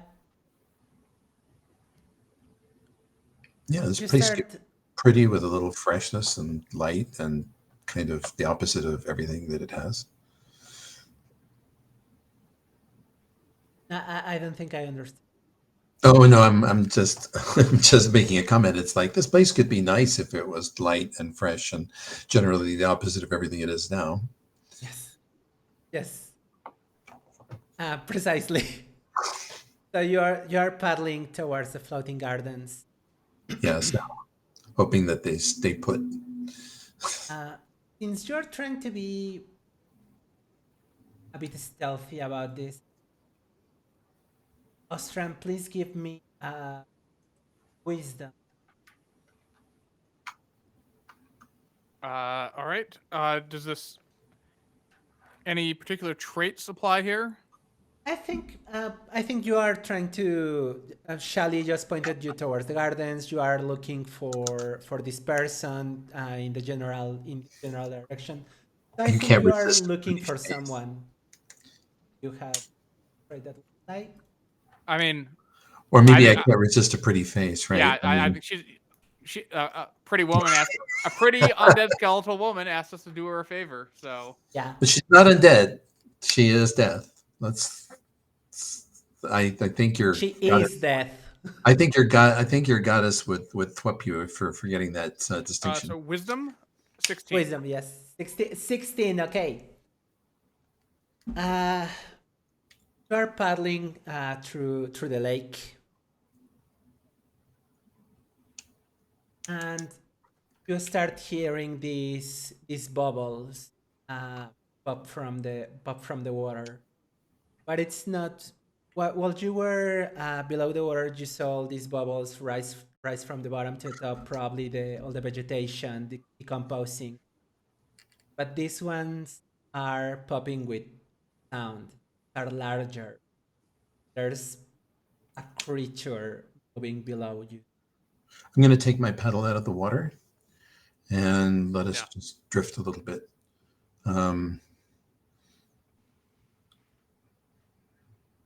You feel that you start drifting slowly, and you feel from below the boat just some little tappings bottom of the.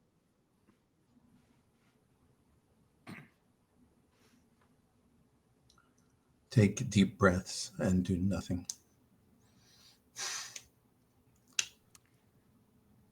Or just a boat adrift happening to be going in this general direction because that's the way the water goes.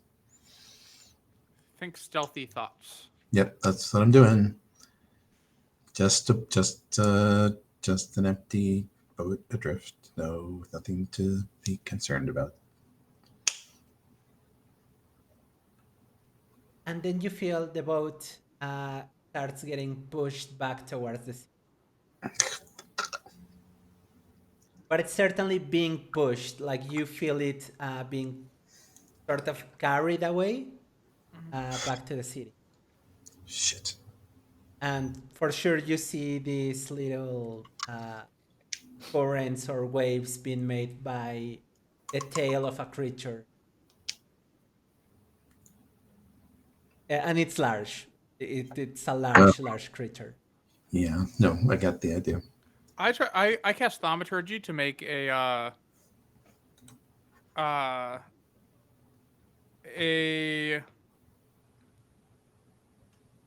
tremors in the water if I can, in the ground, off to the side, in the hopes that it might distract this creature. Sure. Okay, as soon as you do that, the boat stops being pushed, starts drifting back to the city, and then you see from below the water this giant crocodile jump towards exactly where you made these waves, these tremors on the water, and it's a giant creature, and you see around its neck a little wing pendant. Oh, God damn it. It's wearing it. And this is, again, a really, really large creature. What do you want to do?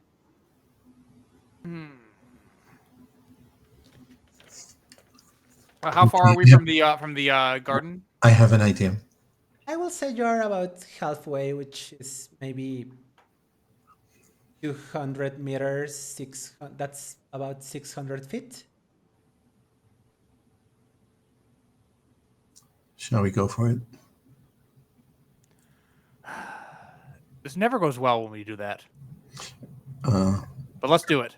yeah, I'm gonna start to pull hard for it, hoping that it will remain distracted for long enough that we Going can for the get island. out, because we have to get out. Yeah, we're going for the island. We Yeah. have to get out of the water. Okay. Yeah. Give. Uh, I have an idea, but it first depends. I'll cast another thaumaturgy off in like directly behind us again. Try to keep it distracted. Okay. Yeah. I think that will work. Yeah. Give me just please, Litha. Give me a strength check. Yes. All right.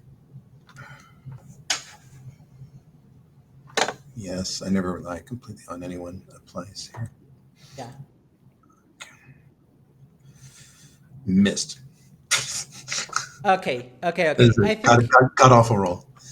I think what's happening here is that you were having enough time to push on this large stick to find the proper way to support it, and as soon as you are trying to do it quickly, it's being harder because the bottom of the lake is not super solid.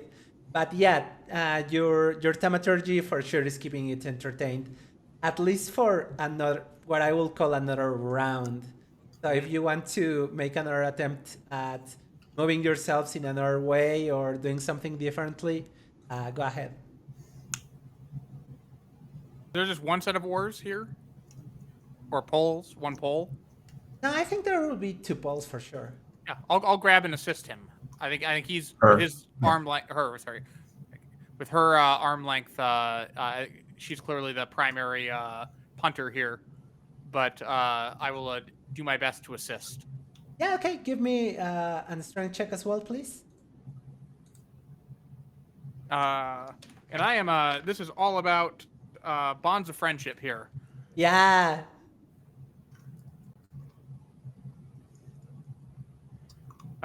Jeez. 10. I think this is not a kind of boat that you had moved before, that you had sailed before, and so I'm gonna say you're trying to move. Maybe you are stepping on the boat, and the crocodile turns at you and starts charging to where you are. What do you want to do?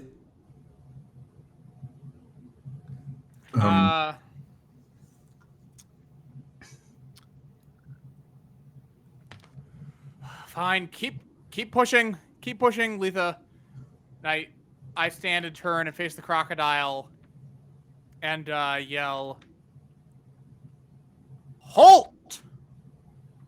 Cast command. Okay, that's a saving throw, right? Yes. So I will roll for that. Proficiency die.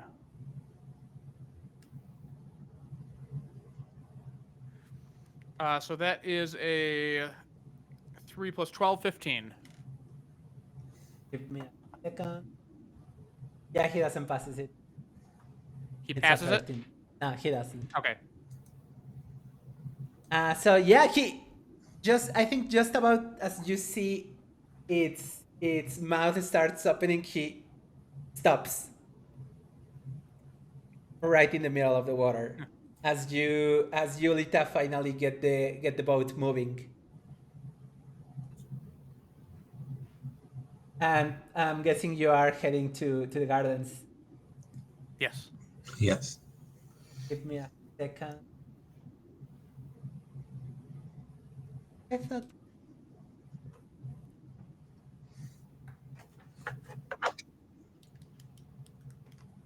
Okay, yeah. Command is just one round, but I will say you have a lead on creature. Mm-hmm. Yeah, for sure. You're starting to move. The crocodile behind you, like, adjusts its jaws and starts swimming behind you. But I don't think it will charge to you because you have just stopped it with magic, and it's not going to risk getting that near to you before it knows more about you. So you reach the gardens for sure. I hop out of that boat so fast. Yes. Follow my lead. So I want to go as quickly as possible into a place where a really big thing cannot follow first. Okay, yeah, there's mostly fruit trees over here. These are not gigantic trees, but for sure a creature of that size could be true. Yeah, because I have a trick in mind. It's gonna be better than your let's jump off the whale into space trick. That wasn't a trick. That was I have no idea. I can't see what else to do. It's a different thing. I follow along. This is an honest to God trick. So I'm going to clue you in on it. We're dealing with a shapeshifter, right? Who can obviously turn into very large things. But if he's going to come after us and we get into places that are harder and harder for a big thing to get, he's going to have to turn into a smaller and smaller creature until hopefully it's something of a size that we can deal with. We may have to climb a tree. Wouldn't a bigger creature be easier to sneak around and grab this thing off it? I almost got crushed doing that trick. That's why I'm here to heal you, Letha. So no, actually no.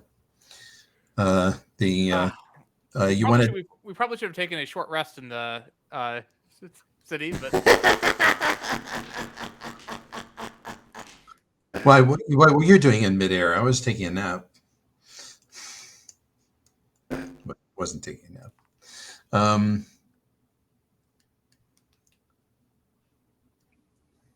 So yeah, I'm trying to find a highly defensible spot.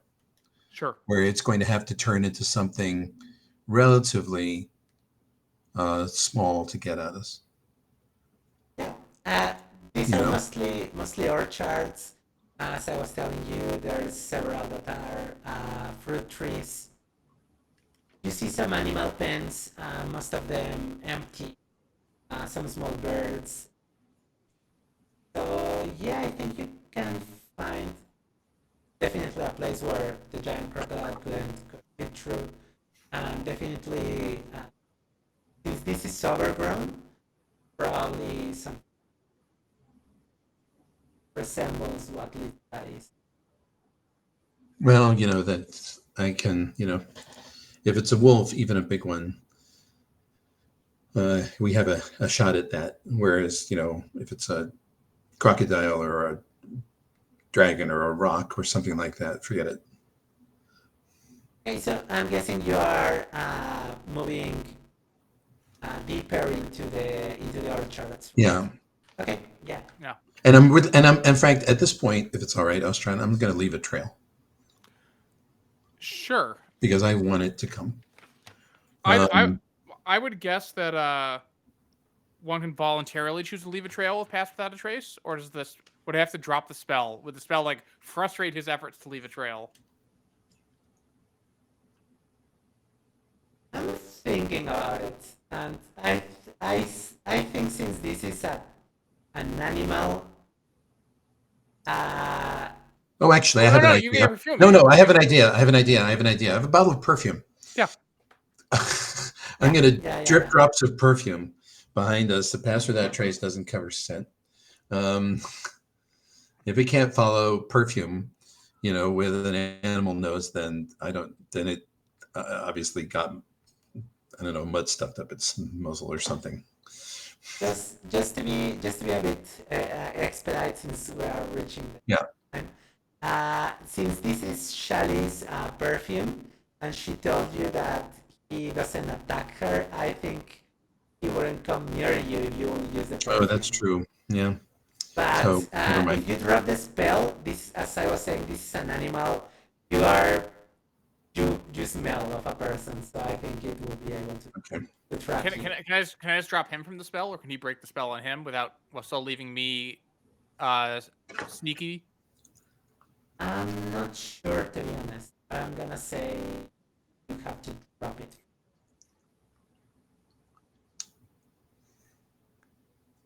Let's just. I mean, can we just like snap off branches and like throw them around? Yeah. Yeah. Yeah. So I'm deliberately breaking a trail. Okay. And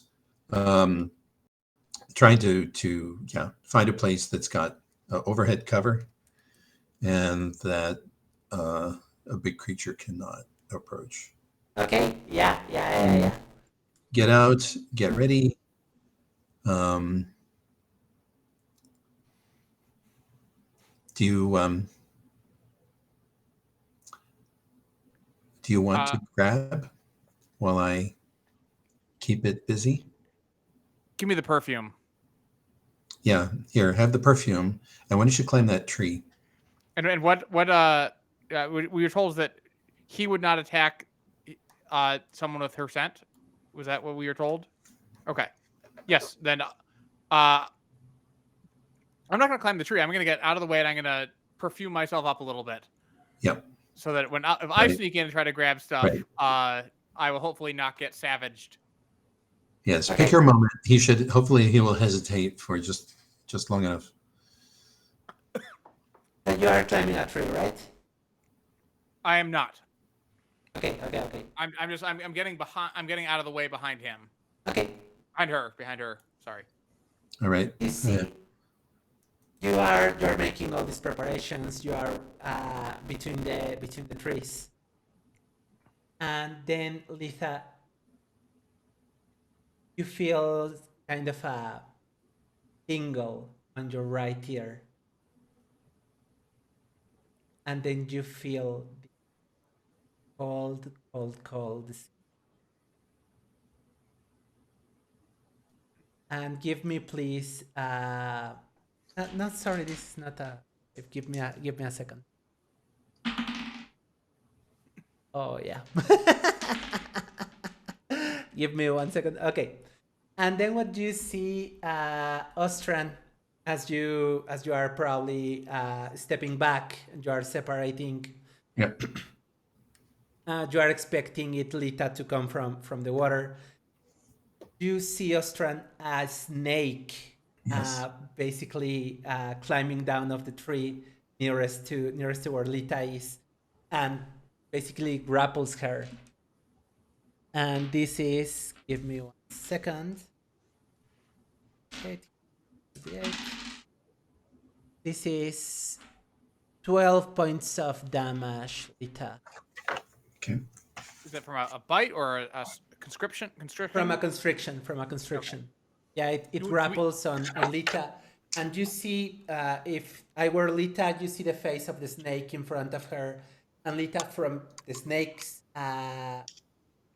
neck, you see the pendant in front of you, Okay. glowing in the middle of the night. I'm going to try something. I will use my trait. I have a plan for what to do when things go wrong. So this is a snake is like a big python, yes? Yes. Okay. Well, its neck is about the space of the distance between the tongs of my trident. So I am not going to try to hurt it. What I'm going to try to do is pin it to a tree. Okay, yeah.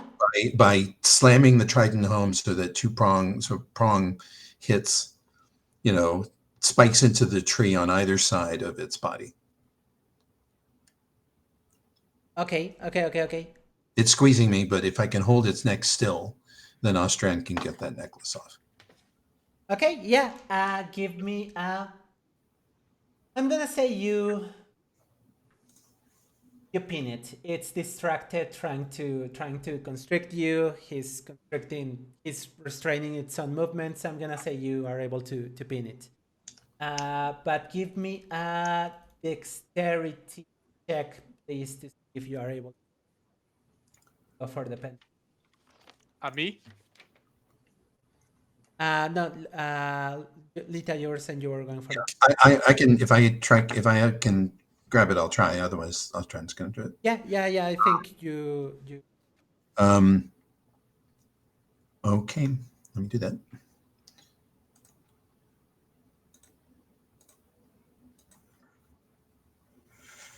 It's 18. 18. Okay. Ostran, what you see as Lita is trying to grasp for the pendant, the snake basically opens its fangs and lets her go, and basically becomes protective of its own neck. What do you want to do? So I am sneaky, and I smell like his one true love.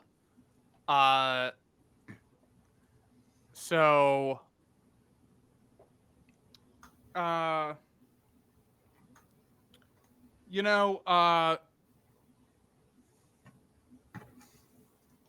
going to try to calm him. Just calm, distract, like I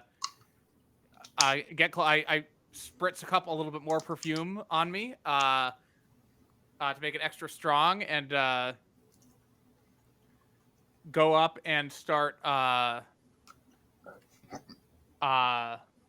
get as close as I can with and start like talking, muffled a little bit as I talk, but just basically trying to. And I think I start it's like talking in a soothing voice, like, "It's all right. Your true love is here. Your true love." Calm it down and try to lull it into being less on guard, so that Letha can go for the pendant. Give me a persuasion check. There's a charisma check. Yes, a charisma check. Sorry. Yeah. I guess either pretty face or bonds of friendship would apply here. I think bonds of friendship. Yeah. Yeah.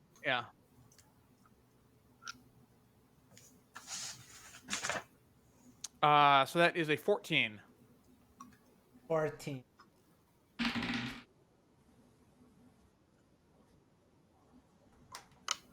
The snake lets go of Lita.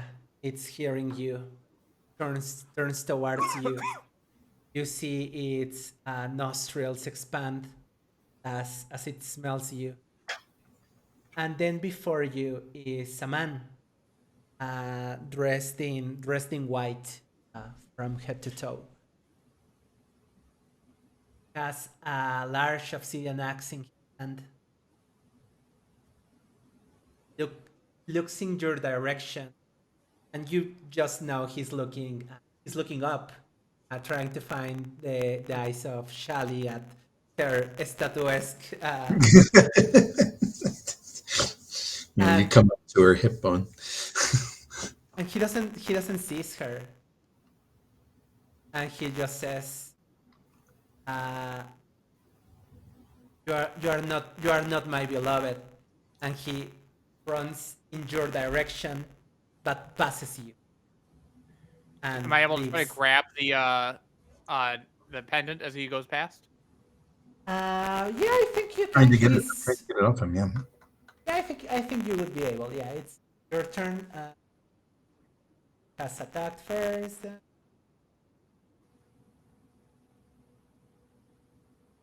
Just talk to him. Yeah. I'm gonna say you are able to. Give me a dexterity check, please. All right. Pretty face, I would argue, would apply here. That Good is roll. a 16. That is a 16. Okay. Yeah. This is good because it's a bit more expensive than.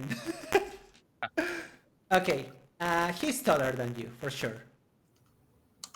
So he's running in your direction. You reach up trying to grab the pendant. And you are able to touch the pendant. He grabs it. And he was running away. He was 100% running away. But now he's pissed. You see this expression go over his face as he looks at you. Like you have, I don't know, like you threw dirt on his clothes, or you touch something that is precious. And then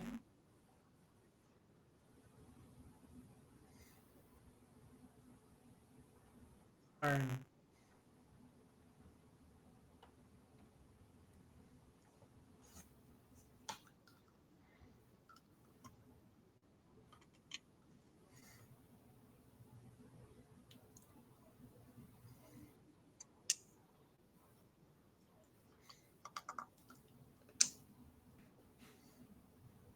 Yes. Okay. He looks at you, and then you are able to see. He's this white built man. He seems strong. I was telling you. He has a white shirt, white pants, this black obsidian axe,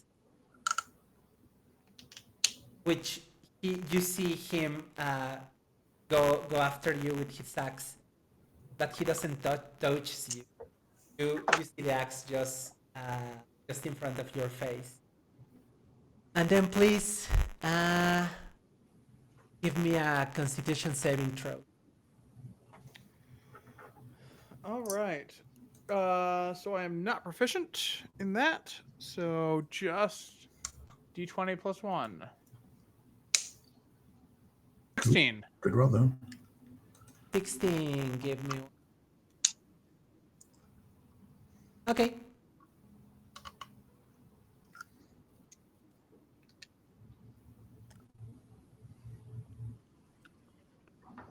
Yes.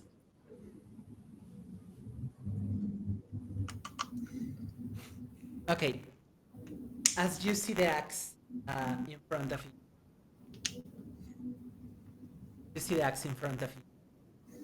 you feel it pulling you towards it. And all of this vegetation around you starts to dry up, and you feel your mouth drying up, your eyes start drying up, and you take, that's 20 necrotic damage. Ooh, that was not. Did I fail that saving throw? Okay. Well, I am not looking very good. No, sorry. No, you succeeded that saving throw. This is okay. Half the damage that he will have. Will have. I was at 23 hit points, and now I'm at 3. Yes, and he looks at you. comes near your face, and angrily he says, "What have you done with my beloved? Because you smell of her. You smell of her." And you're trying to take this away from him. Lita, what do you do? I got to get that necklace off of him. If I cannot pull it off, I will cut it. I will, break the glass, whatever it seems to me to be the most obvious way. Okay, yeah. He's got his back straight turned to me. Yeah, I think he does. Yes, I think he does. Yeah. So I keep talking. I talk to keep distracting him. Sure. I saw her. She told me to go to you. She said that she misses you. That she wants to see you. But I'm just basically vamping at this point. Right. Yeah, Lita. So you are trying to reach for the pendant, or trying to cut Yes. it, right? Yes. Okay. He's turning his back at you, so he doesn't see you. But the pendant is, of course, hanging in front of him. So I think the most reasonable thing got it from. Does Yes. that make sense to you? Yeah. No. I thought if the clasp isn't back, I can break the clasp. The pendant is in my hand. Yeah. So I want to break the clasp because then it will be off of him because Austran is holding on to it. Okay. Right. Yeah. Give me a dexterity check, please. Okay. And I've had someone die before, and I don't want that to happen again. Is this an attack? Is this an attack? If you're trying to do it with a weapon, yes. But if you are trying to go for it, dexterity check, and if you have any trait, it will apply. I'd prefer it to be an attack if I can, because then I can use Samurai Spirit. Yeah, sure. But you tell me. Okay. Well, then I have. Give me 1 second. Since you're trying to make this precision attack, you will normally be trying to pass a 14, but I'm gonna say it's a 15 since. Okay. And that is a 21. Okay. Yeah. For sure. And I just I break the clasp. Give me 1 second. Yes. Okay. Describe it to me. Yes, you're for sure going to. I pulled one of my hand axes, and I just bring it down on the clasp hard. Okay. And then the clasp just parts. It's probably it is a magic item, so it's probably not broken, but it pops. It pops open, and Austran has it. Yeah. Ostran, you feel the chain of the amulet fall on your hand, and Lita, you just got the chain cord, and as you do that, you see this man start to I want to say mutate, but transform in front of you.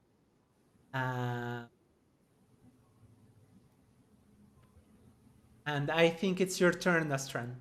You have the pendant, and he's clearly transforming into one of these large creatures.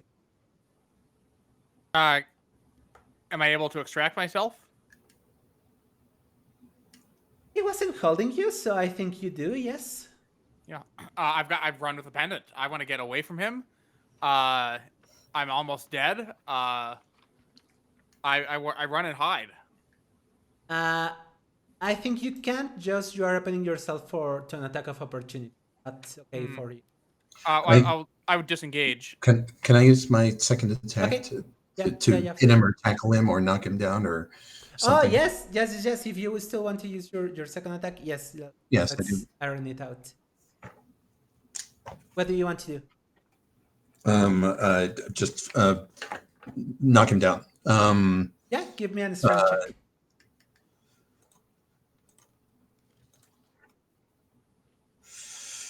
12.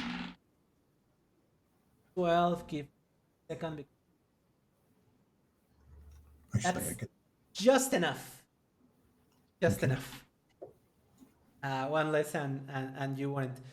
Okay, then you try to tackle him. He stumbles in the direction of Ostran. Ostran, you extract yourself, and in the ground.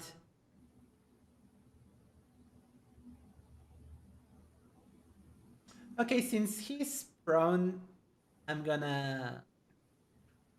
Yeah, since he's prone, I think this makes a bit less. But let's see where it goes. He falls in front of you. His white clothes are dirty now. He's with the soil, gardens, and he transforms into a boar, a giant boar. He for certain doesn't have all the movement will be able to. And I think he's going to go for Ostran, who was in front of him. I was I rolled a 1. okay. I rolled a 1. I think you see this creature trying to charge at you, destroying some of the trees. And as soon as it isn't able to reach Ostran, you just see again the figure of a man crying in front of you, on his hands and knees in the soil, and he asks again of you, "What have you done with my beloved? Is she all right?" Yes, I run up and I say, she is well, and she wants to see you whole as you are now, not as a maddened beast of prey, but just as you are. She has been waiting for you for a long time. Come back with us and see her. Turns at you, Lita. Says, "Miss, I am so sorry. Have I hurt you? Is this true? Is this true? Is this true, my friend?" He looks at Ostran, who's probably. I'm hiding. It's like I ran and hid because Yeah. I'm just going to move around between Ostran and him, and I say, Ostran, are you alive? a little. Well, that's. I've been more. This is just like the Dark Abbey. Do you have any? Can you patch yourself up? I guess a level 1 healing word of myself, just to. I'm going to pick the man up. I'm going to help him up to his feet. Yeah. And I was saying, you were not in your full senses and and you didn't kill anyone. So I think all will be forgiven. But you need to come back with us now. Shali is waiting for you.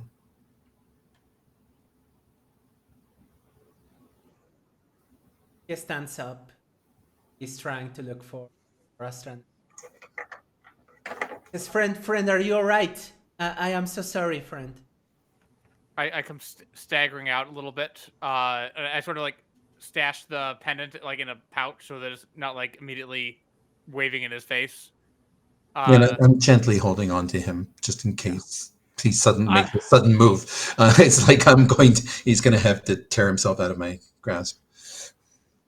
This is not the worst I've been hurt. Yes, it is.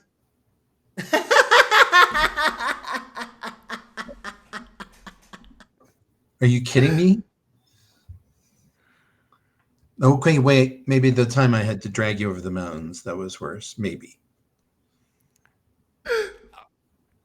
plus all the times I've been just emotionally devastated. Oh, fine. If you're going to count that. I mean, that druid just walked out on me.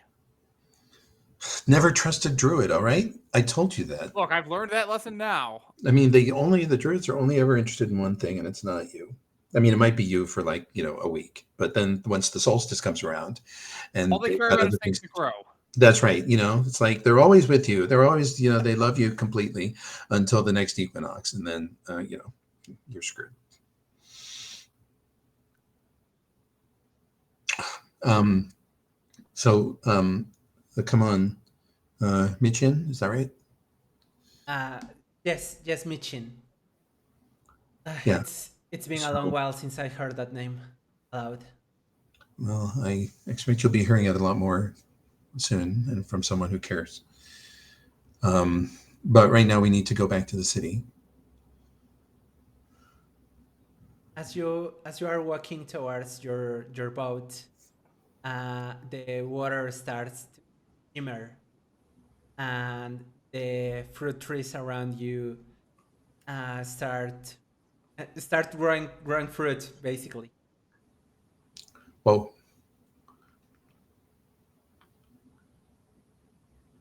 And in the middle of the lake, you see the figure of Shali, basically paddling, rowing towards you to meet you, waters.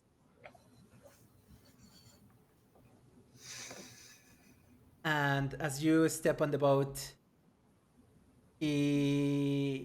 Michin looks at both of you. He's trying to clean himself up, and he says, "How do I look?" You should ask her. That's she's the one that matters here. Australian, you want to give the lady her pendant? Sure. Pull it out of my pouch. My lady, as requested. Here you go. As soon as you start pulling it out, Michin tries to reach for No, it. I got him. And yes. No, not a chance. I was watching for that. And both Lita and Shali basically grab onto him. And she says, no, not anymore, beloved. We cannot let these powers come between us anymore. He looks at her, considerably taller. And you see this light come from the holes in her skull where her eyes could be. And it's beautiful light, basically. From below the waters, again, a giant creature starts making waves, but they don't seem bothered by this at all. And then there's this blue light that starts illuminating below the surface, and you see a giant. How do you pronounce this in English? I don't know. Axolotl? Did you say Axolotl? Axolotl. This giant axolotl, purple and blue, in these changing colors as the lights in the city starts turning up one after the other, and the bells start tolling in this celebratory tune. And they say, Shali says, friends, I thank you for helping me, for helping us. I think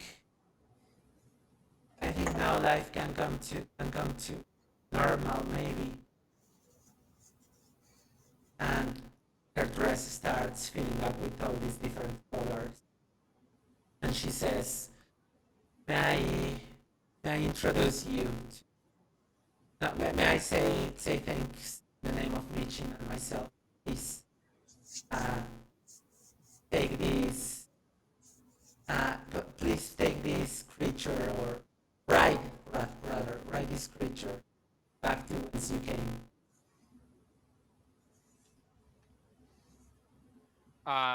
Would You you, know I never say no to a beautiful woman. my lady, my companion here came a little too close to meeting you on a professional basis. Might he be allowed to touch your garment? She extends her. She reaches for her handkerchief rather, and extends her handkerchief hand towards Ostran. I give Letha a look and then sort of awkwardly reach out and touch it. She says, "Why don't you keep this as a memento?" Oh, of course, my lady. And with a flourish, I sort of palm it and slip it up my sleeve. All right. On Lizardback we ride. An axolotl is a lizard, right? I say to Austrian.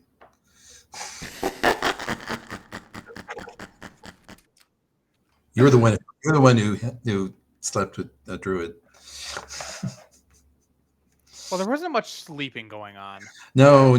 But did you? You still probably know more about these things than I do. So, yes, get up on the axolotl and hope it knows where to go. The axolotl begins submerging in the waters, and suddenly, just right before you feel like you are about to drown, No. you emerge from a puddle in the middle of the gallery.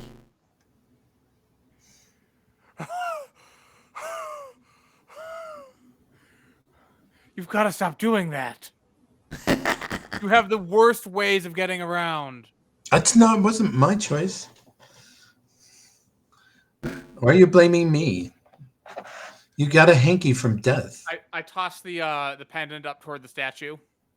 It starts floating around, and this figure of the dodecahedron seems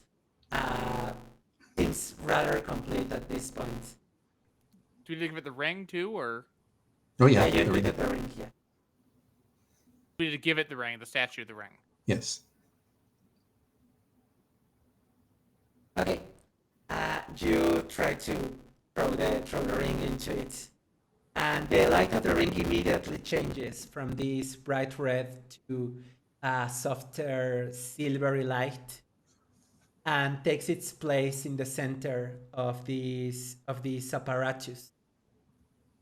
And then before you see this statue start to spin around, giving this different purplish silvery light, and it becomes larger and larger and larger and larger, and suddenly collapses. In front of you, there's this pillar, and on top of the small pillar, like maybe 5 feet tall, about Ostran height, on top of the pillar is a dodecahedron, a silver dodecahedron, embroidered with different. Embroidered is not the word, right? With different engravings of motifs of the Luxon and of all these different planes that. And you feel this magical energy come from it, but it also looks so expensive. I steal it. Yeah, no, wait. Why did you get it? Steal it? Look, stick to your dreams, buddy. This is what I'm here for. You don't think I'm excuse me, I'm more of a thief than you are. Yes, but I am a particular thief for the Kryn artifact. You think this is a Kryn artifact as opposed to just being incredibly valuable? Look, how about, We'll find out by who chases us. it's a, it's a D12. We'll roll it at some point.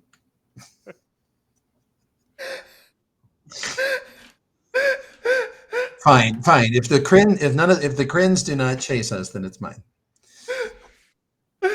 And I think that's like, because I know where it can be fenced and you don't. And I think that's like a perfect bookend. Like, we'll see who chases us. It's a perfect bookend to the adventure.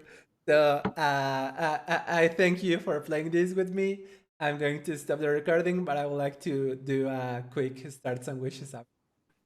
So thank you very much if you are watching the video on YouTube. I've been Anya. This has been Exquisite Corpse, an art installation by the Exquisite Society. Thank you.